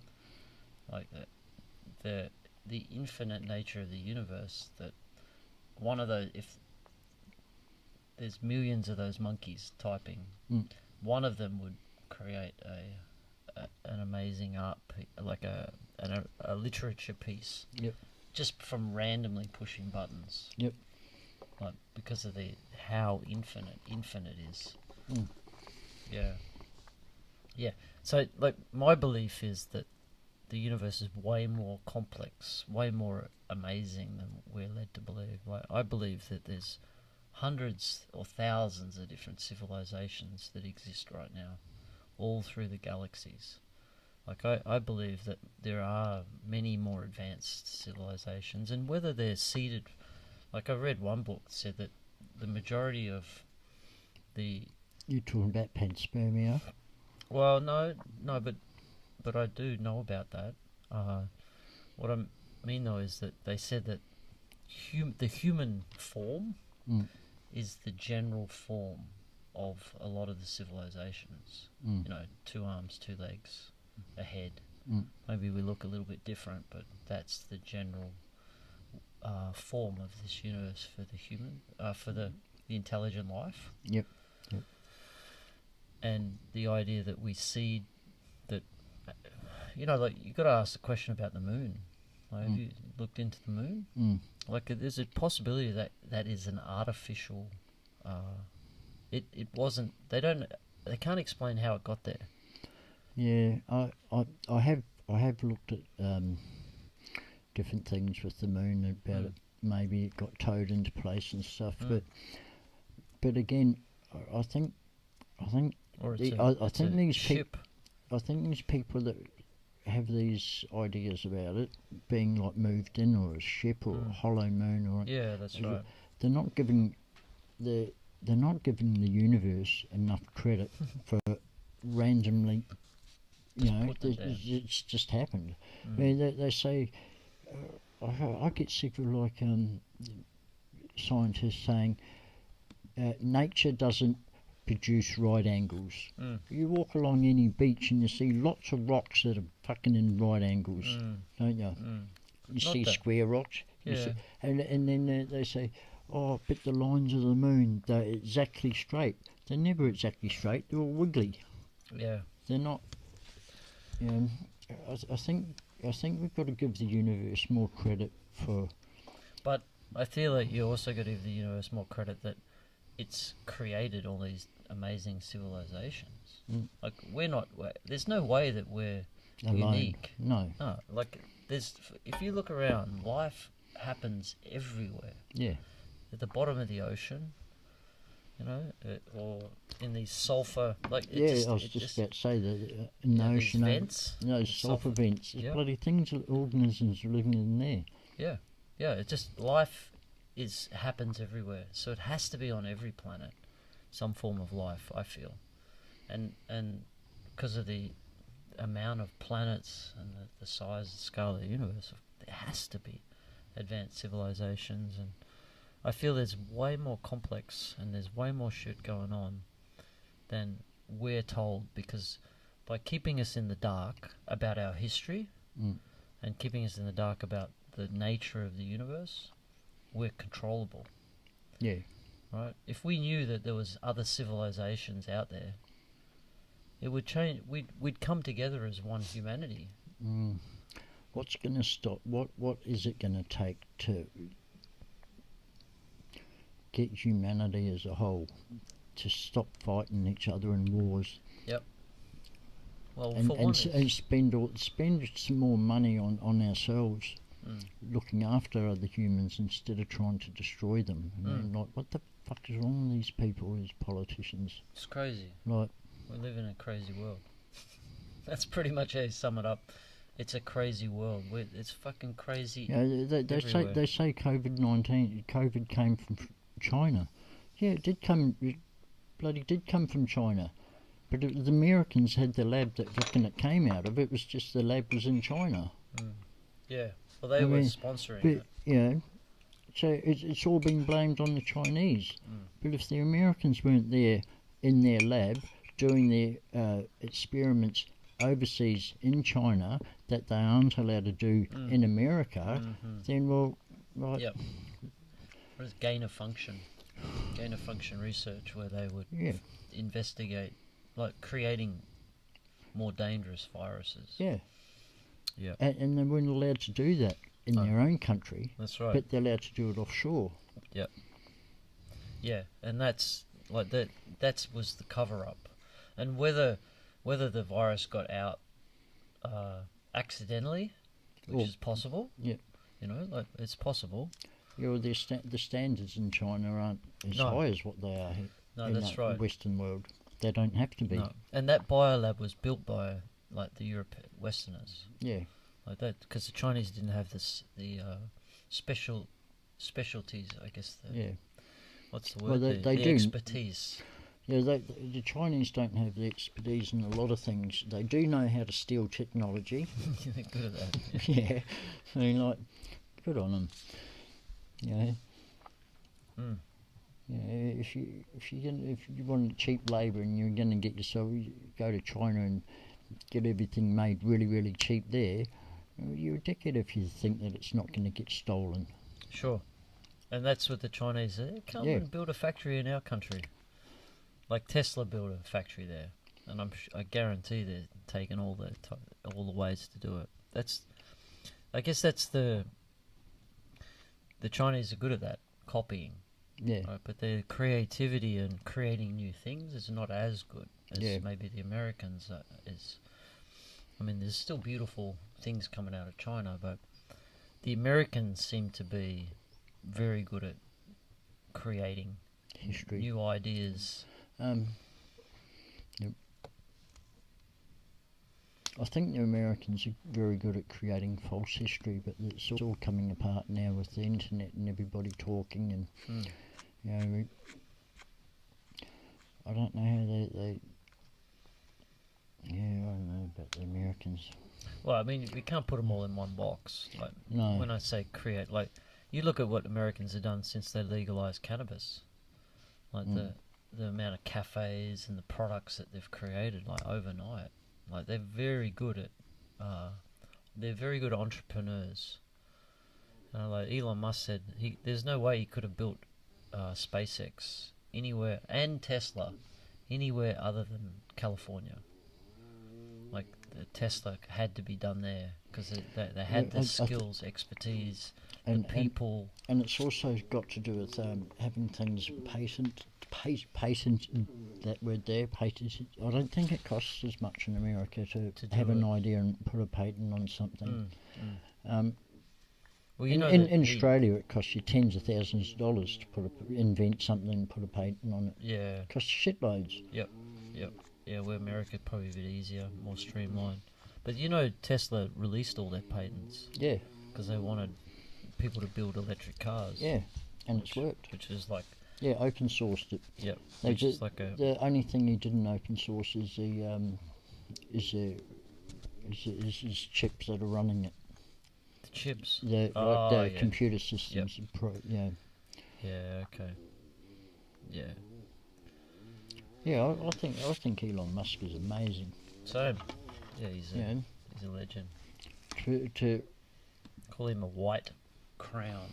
He's spreading the light. He wants freedom to, he's for freedom speech. Yep. Yeah, he's definitely. I think it's we're using the Starlink right now. Like, what the fuck? Like, that's a pretty amazing technology that allows us more freedom. We're circumventing the Australian firewalls. Not saying that they've restricted us at this moment, but it allows for that freedom of communication and connecting with the outside. And they have, in Ukraine, they send a whole heap of dishes to the Ukraine army. Yep. But the power is when they start, they were going to start sending dishes to Iran illegally, like they're banned, like Iran and China have banned Starlink, right? And Russia. Yeah, they're paranoid because paranoid about it. Yeah. They don't understand the technology. But they think it's spying on them. Yeah, that's right. Well, it's also that they're not able to control it. Like, they've lost control of it. And you think about China, if their population gets hold of access to outside the internet, their firewalls, they can't be. Then they have access to other viewpoints. Yeah. Okay, I see where you're going with this. Yeah. And so people will start to question a little bit more because they've got true information. Well, they've got more than just one source. Right. They've got more than just the state-sponsored information. Yep. Yeah, exactly. And that's a game changer. And that would apply to all over the world. And he's bringing out a phone. You know that? Yeah. The Pi phone. Yeah. I think it'd be another. They keep saying, "Oh, it's just been." It hasn't just been done yet. I hate it. I hate on YouTube it says, "Oh, look at this has just happened." iPhone. If something just happened, it happened yesterday. It happened like a couple of minutes ago. Yeah. Oh, this was just happened. And it's a story that's like 10 years old. Or a story about something that might happen. Yeah, right. iPhone. It's still going to be a $2,000 phone. Yeah. Well, if it's connected. But SpaceX phone. But you imagine if you've just got a phone that you can be anywhere in the world and have access. To me, that's a game changer again. So once they well, one of the things I like about the Pi phone is Elon's sick of having a phone, and if you want to add something on it, you can't. It's got to be an app or something. Yep. He wants his phone to go back to being able to I want this on it, and you unhook this and plug something else in. Oh, yeah. If you want a better processor, unplug that and put a better plug processor and play. in. Perfect. If you that's a couple of ideas I saw about it. Nice. It says here, each satellite will only have enough bandwidth to enable texting, MMS and some messaging apps. Users won't suddenly be able to binge on Netflix in the middle of nowhere. Going forward, Starlink plans to look at adding voice and data. So it's just basic texting at the moment. But like I've noticed, when we got Starlink, we were getting speeds of actually I'll download the app. 200 megabits a second, which is, double the... I've got it here. Oh, yeah? That app you're talking about. Yeah, I need to... but I've noticed the speeds dropping, and I think that's just because there's more people who are using Starlink now. Like the bandwidth has dropped. JBL bar. What's this one?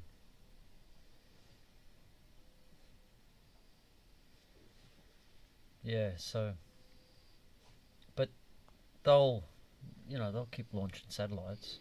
Do you know much about their rockets, the relaunchable rockets that they're using to launch them? Yep. They've got one rocket now that's been launched 15 times and landed. It's pretty amazing, Re-land a rocket. Yeah, and then do it 15 times. That's unheard of. No one had even imagined that was possible. That's why I think what Elon does is fascinating, because he thinks outside the box. Here we go. Are you doing your speed test? I'm just trying to find it amongst all the hundreds of apps I've got. Oh, see, look, oh yeah, that's 100. Look at that. That's pretty good, eh? That's 105. There you go. 103 megabits per second, which is, I think, is a lot faster than the broadband network, NBN. Let's see what the speed of the NBN is. NBN speeds.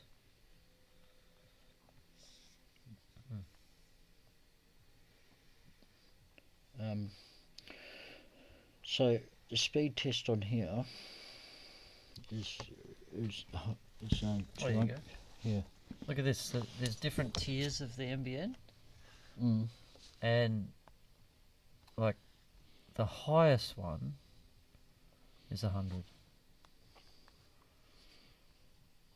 So anyway, and the beautiful thing about Starlink is that it's unlimited data. That's the type of shit Elon does. He's just give it to them all. Don't fuck around the way Telstra does, and they give you, they slowly give you more. Remember you used to pay 10 cents for a text message? Yeah. The fuck, that's just fleecing the people.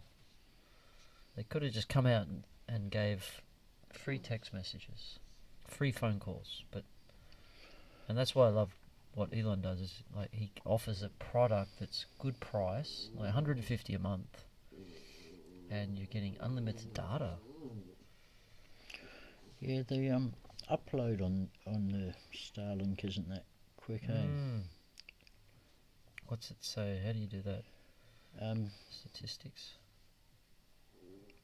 Look at that. There's the two statistics I got off the speed test. 205 down. Upload 11. Which it's usually a lot slower. Look at that. So the uptime outages. I don't think there's been no outages more than 2 seconds or longer in the past 12 hours. That's pretty good. 5 seconds. Like there's been a lot of 0.1 second, but pretty minimal. 5 second plus nothing. So I wonder why the upload is slower. Yeah. So see it's showing the speeds. It's going at 2 it's uploading, download. So I'm doing torrents. Oh, okay. So it's uploading some of the movies I've got on. Sharing to the world. So shop range.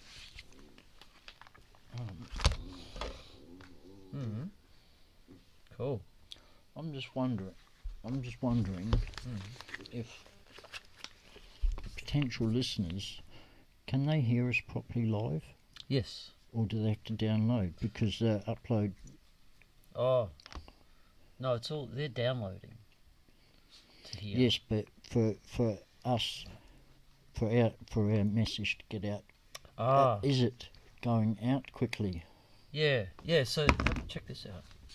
So I was just going to look it up on my YouTube and see. See this is what we're doing right now, and you can see the speed. Like if I do that, like this.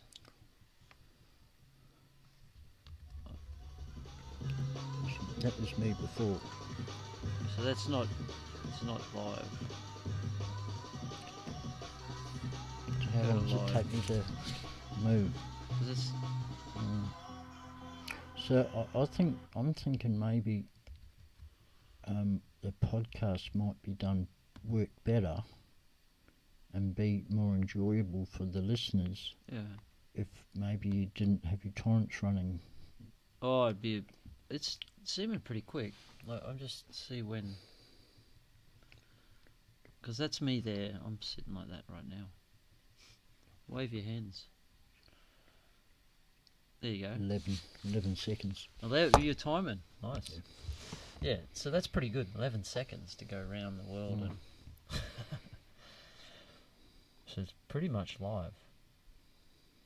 You can set it up to have a delay if you want.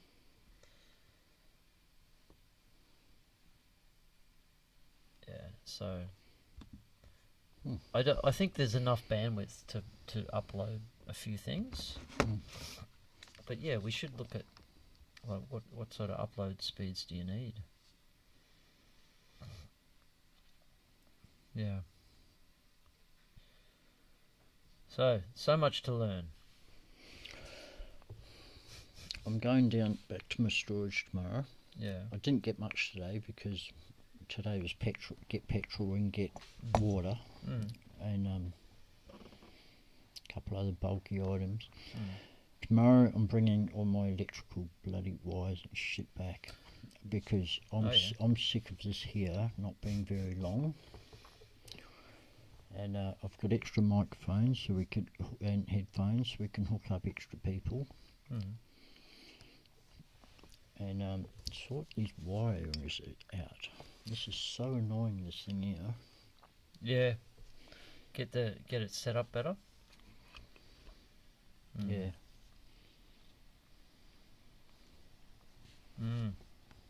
Yeah, we could really set this. I want to have a camera on the guest, and I want to have a camera where we can like watch the screen as well. And ideally, you flick between them. You just push the button. And well, you'd have on. Say like instead of well, you'd have the camera just on you, and then instead of are you using this camera here as well, are you? Just this one. Just that one? Yeah, I'm just using one at the moment. Yeah. So it's working at the moment, but there's a lot. And then I want to have another camera that shines on the stage, and Jules has got a GoPro with fisheye to like look into the barn, so people can get an idea of what's going on here as well. So yeah, that's as we had a guy on last night. He's like, yeah, this is the thing, is we just slowly you get there, but you can't have all the best things to start with. No, but you could certainly set the projector up so that the background behind you, instead of an old door and a reflective window, was say the projector screen with different slides or different things going on around the place as your background. If you had your projector showing the band and showing a clip of around the farm, or a drone or something, you know, if that clip was going behind you, instead of that nothingness there. Yeah, that would be cool. Well, this is the thing, you can do these things with... and you can use your computer to show, like, to go over to, this is what we're talking about, yeah, you know? That's right, yeah. And now you can get Bluetooth mics and Bluetooth cameras, I think. Yep. So you could just have your mic on, you could be walking around. You're not stuck in one place. So you could go and sit and interview people, or chat over there, and maybe have a little camera that you can move around with you. That could be fun as well. There's a lot of cool shit. I'm gonna tomorrow I'm gonna have a look what my trail cam's been doing with the possums. Oh yeah. Yeah. That'd be cool. The first time I set it up, there was something like 26,000 pictures to look at, because I didn't set it to video. I just set it to like 1 second, like photos. Photos. So there's just like shitloads of photos. You know, I reformatted the memory card and I've done it to video. Yeah, okay. And then it's got a sensor, right? Yeah, well, it's night vision. Yep. And yeah, the sensor just like I've aimed it at the tree where I know the possum goes up and down. I just want to see what it's up to. You know, there's pascagales in that forest. What are they? Well, I didn't know what they were either. I'll show you. Sounds like a bird or something. No, it's a rodent. Oh. Pascagale. This one's. They're really. I should stop swearing, but they're really cool. They got these bushy tails. Look how I was sitting meditating, watch the sun set one night, and I saw this rat run past, but it had this. It's not a rat. No, it's not a rat. It looked like a rat. It was running like a rat, but it had this bushy tail, and I was like, "What the hell is that?" You do get ringtails down here, though, don't you? Look at that. You get ringtail possums here, don't you? I think yeah, possums are here. Yeah. But it was bigger than the rat, the one I saw. It was possum size. The interesting thing about these guys is all the males die within the first year. Yeah. They root themselves to death. That's unfortunate.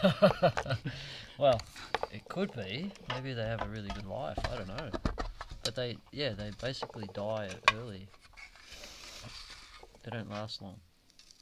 See, yeah, look at this. This is where they live. You know, the southwest. I didn't know they were around all over Australia, though. Bush-tail pascagale.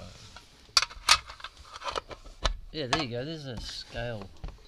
It's just a little guy. Okay. Look at the tail on him. So I've seen one in that forest. Just down here in these... Yeah, in the tree line there. Okay. So keep an eye out for those guys. Pascagale. Interesting.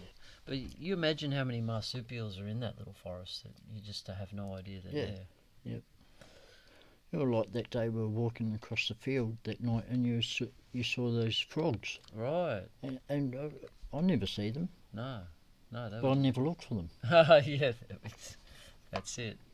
You could say that about fairies and gnomes. And well, there's as much proof that they aren't there as they are there. There's more proof that they are real than they're not, because there's bloody stories about them, isn't there? A lot of stories. Yep. A lot. There's a great on Joe Rogan. One of his mates he goes on every now and then. Duncan Trussell. Mm. He amazing guy, very funny, and he told a story when he was on LSD once. He was in the forest, and he saw a gnome. Yep. Under a tree, and he said this gnome was pissed off at him because he'd been seen.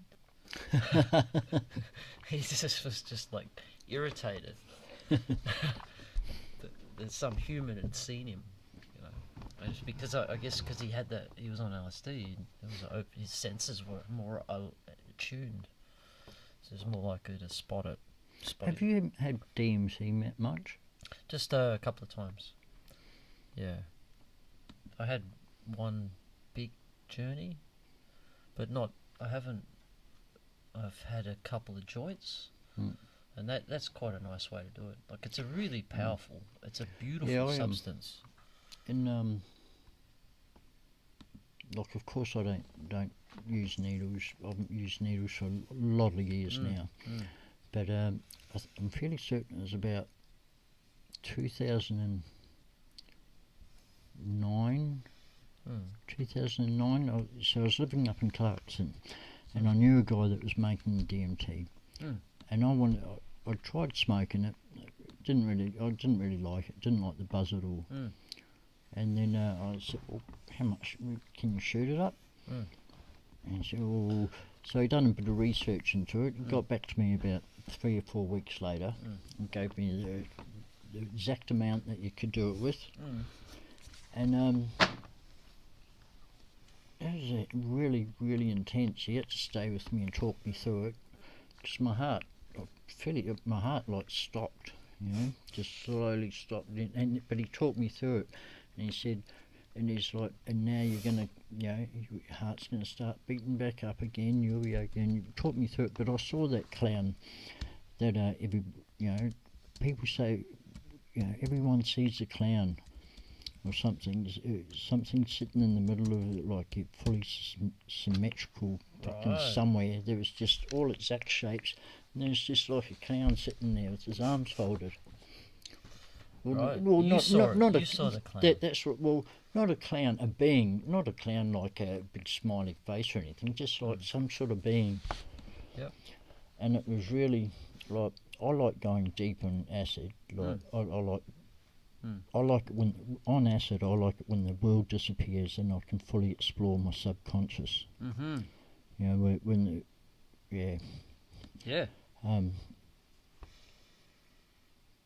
haven't had DMT since I've done it that way, and that was enough for me. Yep. Well, smoking it is. Well, there's a book and a whole show. There was a study done by Rick Doblin. Neil Strathman, and there's a whole book. It's called DMT: The Spirit Molecule, and there's a documentary as well that Joe Rogan narrates called that, and they were injecting it like that, and by injecting it, they could hold people in that state for longer periods of time, half an hour.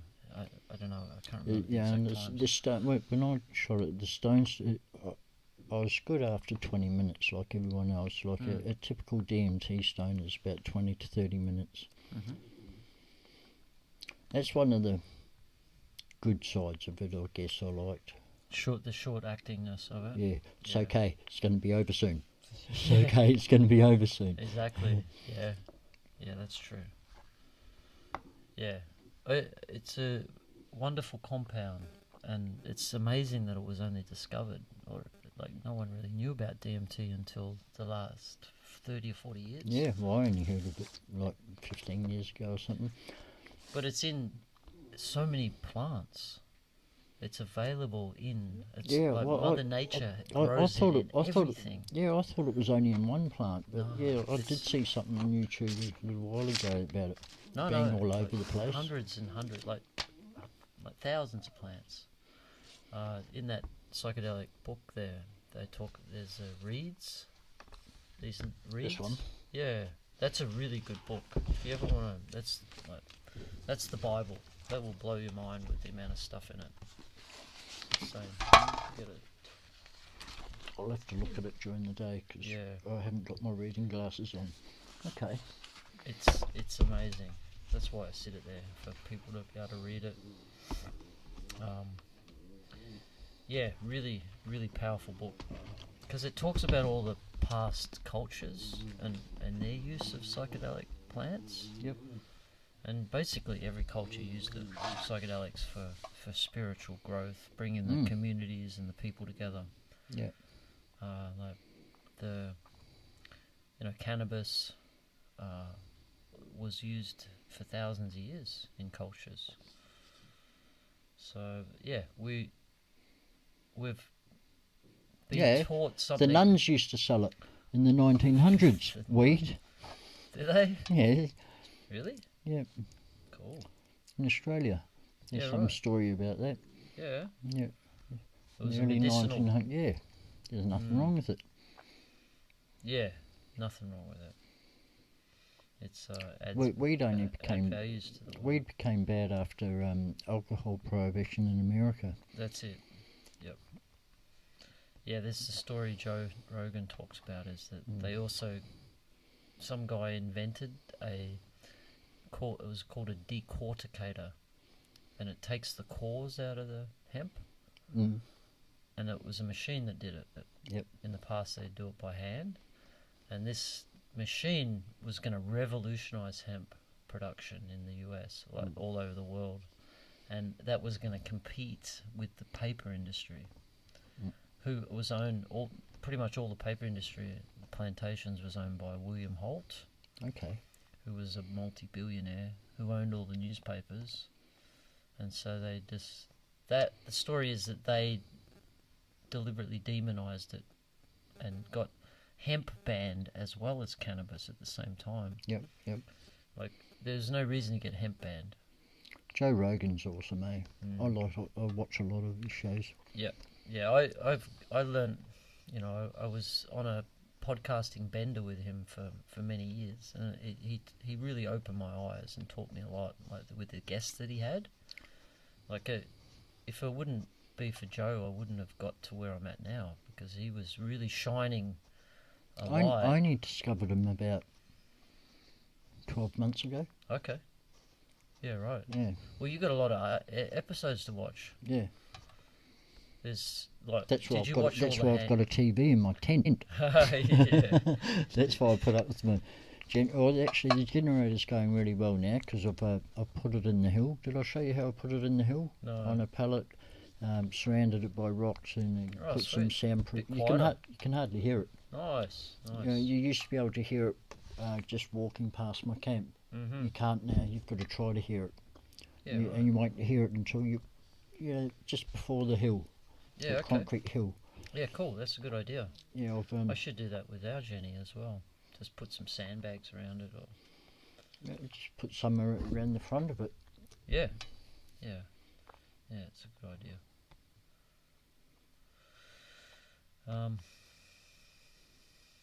Yeah.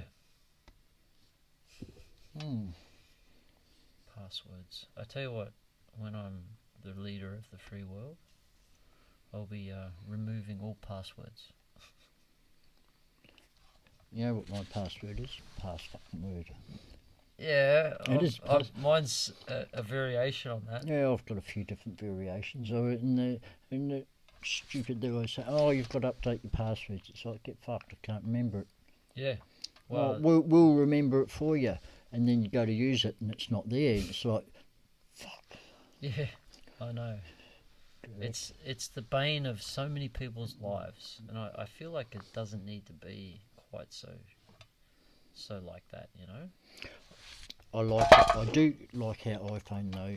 Like comes up with it, and you just touch your fingerprint ID. Okay, that's the password. That's a good one. Yeah, that is definitely better. But still, Apple seems to screw around with it. Like I still. That's why I got rid of my iPhone. Well, for one, the screen broke, but I've gone to Android now because, like, it just. I want to buy something from the store, and my fingerprint. Use my fingerprint, and it says, "Oh no, you need to put your password in." I'm like, you don't trust me. So yeah. Oh yeah, I've got that a few times. Yep. Yeah, I know. It's in the App Store. It's like, hold on, what is my password? Oh yeah, exactly. So. All right. Well, I'm going to sign off and Nice. Well, thanks for stopping by. So I'll be like, yes, every second Monday. No meeting for me because I'll piss off early and payday. Yep. Tomorrow morning, in the meeting, I'll just. Be good if you could make the meetings though. Like it's. Well, I do. I do turn up almost every day. Don't I? It's just like. Just Mondays. Yeah, well, every second Monday. Yeah. Oh, okay. It's like I've got things I want to do and. Yeah. But like even this morning was worthwhile to come to. It's just it's more of a. I was actually like I was a bit pissed at that actually because I did come up at 9 and then I was looking at my clock and then I was like, fuck, I've got to go, and it's about 9:30 and so I went over to my tent and organised myself, and as I was driving out, there's like a big group of people and I'm thinking, oh fuck, I should have hung around. But then when I got down the road a bit, I thought, I can't because I'm going to be half an hour to my appointment, and so I had to go. But tomorrow morning is what I'm saying. Tomorrow morning, it'd be good if you just let me. Either you can mention it at my campsite. It's better if you mention it. Oh, you're not going to be here tomorrow? Yes, I am. Yeah. Oh, you mentioned it. But at my campsite, the charging thing. Yeah. Okay. Okay. And also what I'm doing with that tent, if people want to see, that's my charging area. Oh yeah. Yeah, cool. Okay, that's on the table with the sign there. Anybody, if they don't want to come all the way up here, they can welcome to plug in there.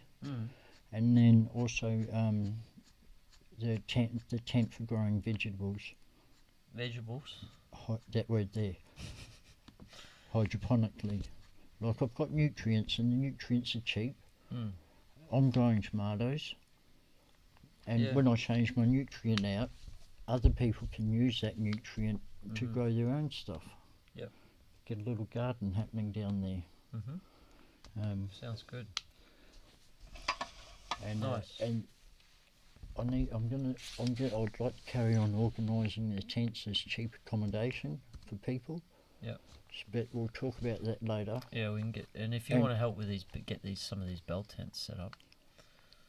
Well, it's a bit of a. Can we set that one that's right down the end? It's already out.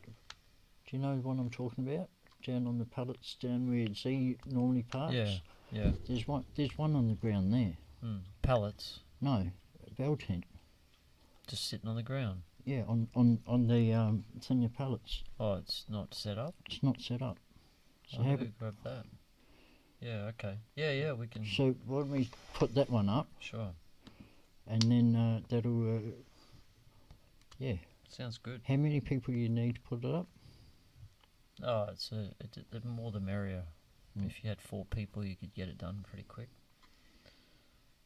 Yeah.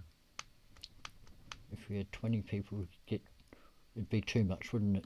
20. 10 people would be about. 10 would be. 10 would be really good size. Get it. And you get someone in the trailer moving stuff. People setting the tent. Yeah, we did it sort of with 10 people, and it works well. Do they have to go on pallets? No, not necessarily. Like, it's just a nice addition. It sort of makes you feel like it's up higher, more comfort. But no, they don't have to. As long as we put something down on the ground, the ground's flat, and if we do it up by that line of trees, the ground's pretty level there. So What sort of square meters is it for one? They're 5 square meters. They're 5 meters diameter. 5 metres, okay. Yeah. Okay. Alright, I'll talk to you tomorrow. Yeah. We'll talk about that. Cool. And I'll start off either tomorrow. I'll cut a 5 metre square with the whippersnipper because I've got the fuel for it. Sounds good. That some lady last week was camping down near me, showed me how to put the snipper, the wire stuff on. Oh yeah, cool. So it's not going to get done unless there's a clean space. So I'm going to take it upon myself to make a clean For the tent? space for the bell tent. The one Clean that's space. down there. Well, there's one down there on the pallets. Could we put it on the pallets, or are the pallets done? I think the pallets we could. I think we'll be right. I'll suss it out first thing in the morning when I wake up. Okay. Cool. All right. Yeah, sounds And good. I'll get back to you before meeting Nice. and show what the story is. There was something else I wanted to do. I just do a bit of a general cleanup. Like get all these old pallets now, and we'll just put them in a pile and get ready to burn them. Can we stack them in a pile instead of just trying to chuck them on top of more Well, rubbish? you could just build a pile and burn a fire, like a bonfire pile ready to go. Would it be possibly an idea that where the pallets are at the moment, if we put a border around the edge, that timber can be used out of old pallets that I've brought home, and fill it in with sand to the border. Then you are high up, and then you don't have to use more pallets for the bell tents. You just need a border to hold the sand that we can bring by trailer, fill in that space. There's nothing ever that's going to rot under there, but we just need a border to hold it up. Like say this high, around the edge. You could almost do you understand what I mean? You could almost like not even have the pallets and just build a border. Yeah, that's what I mean. Just a border, no pallets. Yeah. Fill it up with that soft sand. Well, if we had some way to move the sand easier, like if we had a little dump truck and an excavator, you could move a lot of sand real quick. Otherwise, it's a bit of a job. Yeah. You know. But So it's probably a bit over the top at the moment. I think just put it on the ground. Put them on the ground. As long as you put some flooring down underneath the tent to stop rats. Like we had one tent, a fucking rat ate a hole through the floor to get into the tent. Well. Or a mouse and mice did it. Because they like to live under the tent. That's a nice, comfortable place. But yeah, there's many ways. Like ultimately, I'd love to build a proper decking. Yep. Like a decking, and you extend the decking out, so then you can put your fireplace there. You've got a little bit of a lean-to. Still heaps of shit pallets, hardwood. Yeah. Just take off the now.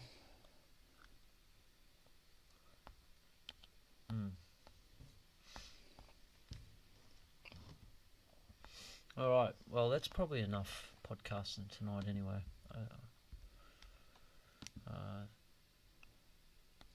What is it, 12:30, almost 1. We'll continue talking tomorrow night. What have we been, I don't know how long we've been streaming for, a couple of hours.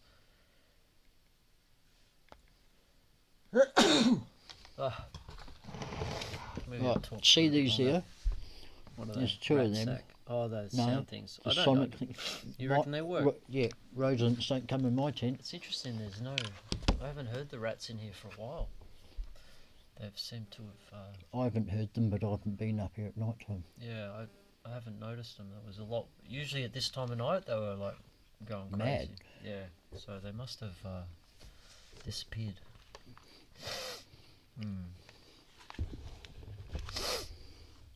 All right, are you going to bed? Yeah. I'll keep talking for a little bit, and then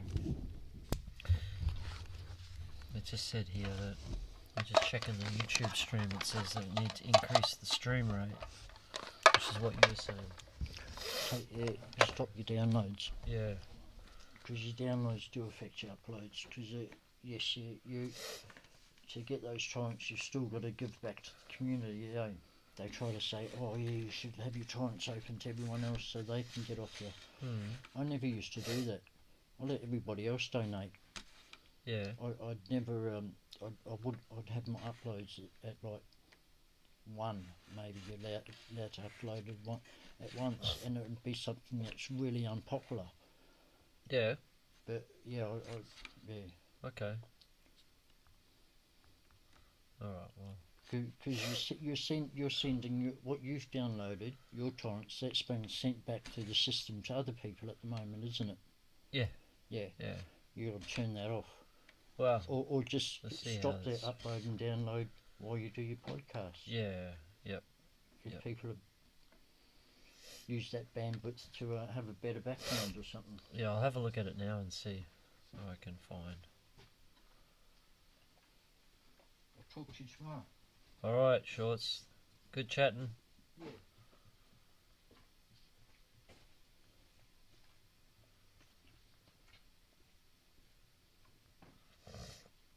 Okay, so Shorts is left. I'm just clearing up some space on my Google Drive so I can receive an email. Oh, we just gained 580 megabytes. Not time. Alright, so I think I'm going to call it a day now. Thank you for the conversation. Well, okay, actually what I want to do is talk about what we need to do, which is rebuilding the tribes again. Where we need to coming together as one group of people again.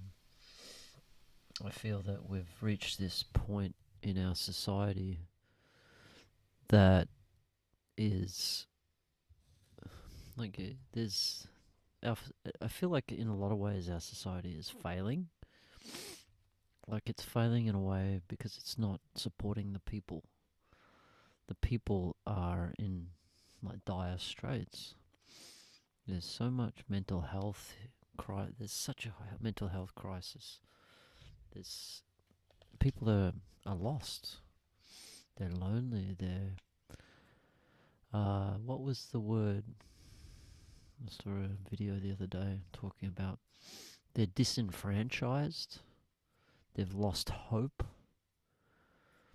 And I can't see it getting any better.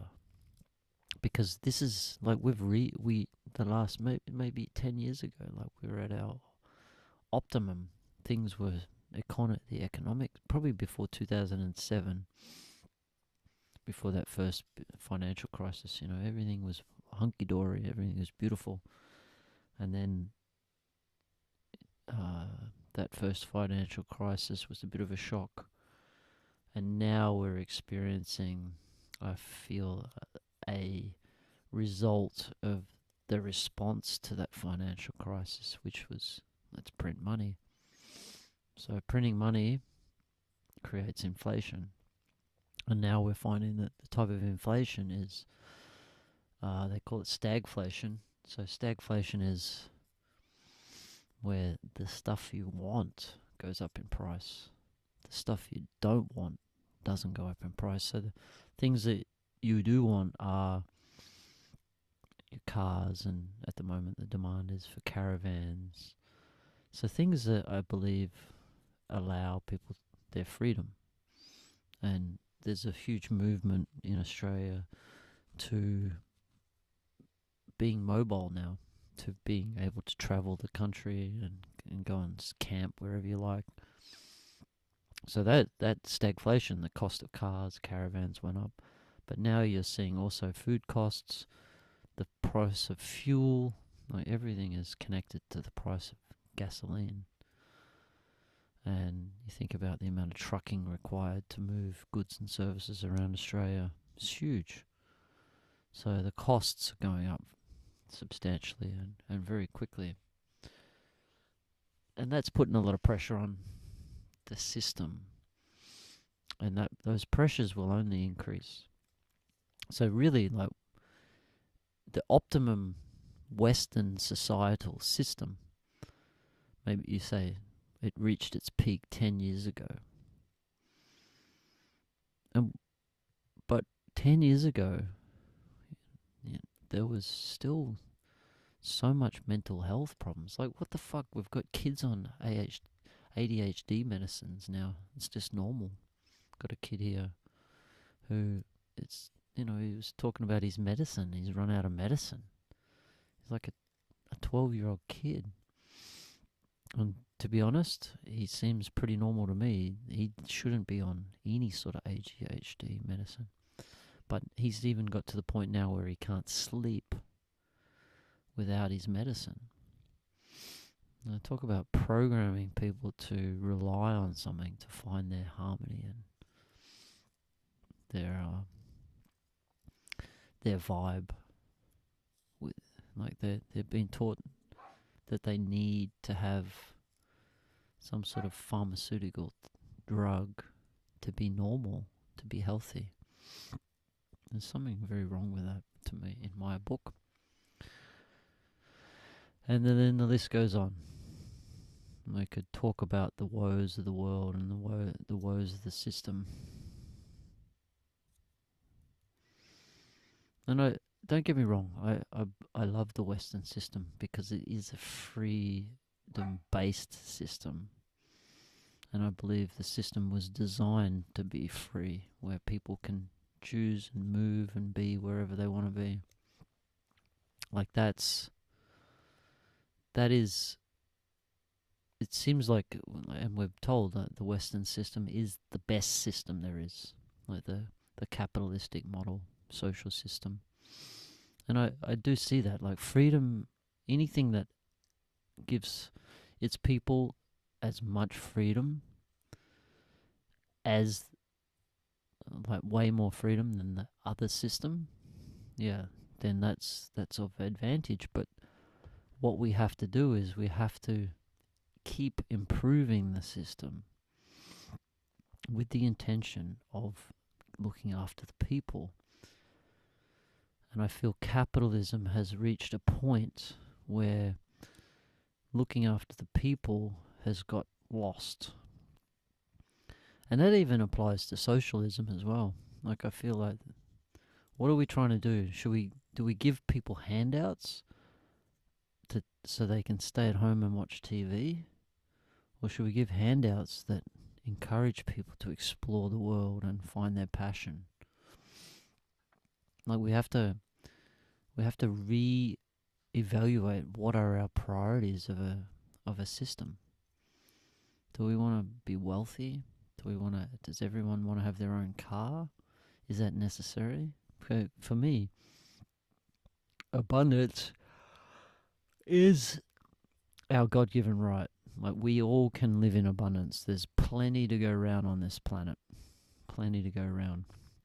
We don't need to live in this type of world of scarcity and hoarding and fear of losing everything. We don't have to live in that world. There's enough for everyone. But we have to get out of the world of, like, we have to design that system, and we have to be more reliant on one another. Like, abundance. Like, do we really need a car each? Do we need a house each? Can we share things? Can we pool resources? Like, do you really need all these things? And it's the interesting thing is we've got we've got people with a whole farm full of machinery, a whole farm full of everything, and it's all their own. You don't necessarily, that the idea of a sharing society is we're still not there. But and a bartering system where you trade goods and services. There's many ways that we can improve the system And I don't hear a lot of conversation as to how we improve the system. Like, I can understand why, is because it's, how do you improve a system?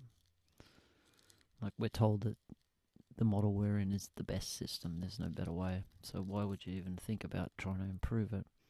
All we do is small little tweaks of the dial. You create a new law, a new tax, put rules in place to stop people from taking their dogs to the beach. Just the rules come, the restrictions come, and we lose our freedom. So we need to find a system that incorporates capitalism, socialism, communism. What other isms are there? That incorporates all of these, the best of all of it, with the intention of the people. We need to be thinking of the people. And we can't just be prescribing pharmaceutical medication to our people and saying that's okay. We've got to look deeply at what is the cause of this disharmony that's occurring in the Western world. And my understanding, my belief is that it's simply to do with our Western life has separated us. We've moved away from the communities. We've moved away from tribes. And this is the definition of a community in my book, is where we live together. We commune together. We become family together.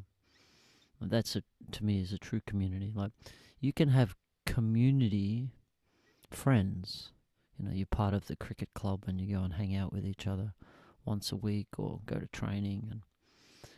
And it is a community because they're your friends, but then you're not living with them.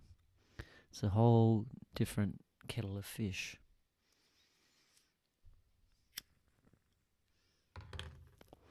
That's funny. Kettle of fish. I love these ideas of like words that I use, and I don't even know where they come from. Kettle of fish. What does that mean? Expression, a kettle of fish, means a real mess. If you accidentally schedule 3 dates on the same night, you might call it a kettle of fish. Most people who use this expression say either a fine kettle of fish or a pretty kettle of fish. Though what they're describing isn't fine or pretty. Where does the phrase come from? It says it's believed to come from a Scottish custom of holding a riverside picnic, itself called a kettle of fish. Where freshly caught salmon are thrown into a kettle boiling over an open fire and then eaten out of hand. Definitely a messy procedure. There we go. We learn something every day on the podcast. Nice. Yeah, it's important to be aware of the words you use and why you use them. I think we just naturally pick up words and really don't understand them. We have to think about what the meaning of those words. And like an example is good morning. Now, if you believe that when you speak like speaking is powerful, it's like a magical spell. You're spelling your magic into the world by speaking. So when you say good morning to somebody, what does morning mean? Morning means to mourn. It's got a negative attachment to it. And then you're telling someone to have a good morning? Now, why? Why would we welcome someone to the new day by saying good morning? And even the fact that morning is called morning. It's like, what? So when we wake up in the morning, should we be mourning or should we be celebrating? So there's a lot of words throughout English language that we need to question. Another one is awful. like, it's a negative, but why would being full of awe be a negative? It's something we have to ask. It's like, why was it flipped on its side? Why was it flipped upside down? Because we should be celebrating awe. We should be seeking awe. And we should be seeking to be full of awe. But the term awful is almost stopping us from seeking it. Yeah, many, many words. And yeah, let's talk about it more. I'm going to shut down for now, for tonight. Hopefully, the plan tomorrow is to start advertising the podcast on Instagram and TikTok. And now that we've got maybe 10 podcasts there, we'll start. We've got a little bit of content. People can sit and listen. So I'm going to advertise it tomorrow. All right. Love you all. Thank you for taking the time out to listen. Please listen to future podcasts. I really want to do these every day and start getting more and more different guests, and let's talk about how we change the world. We need to change the world in every facet, I believe, so it means we've got a lot to talk about. All right, much love, much kindness, beautiful days to you, and beautiful adventures.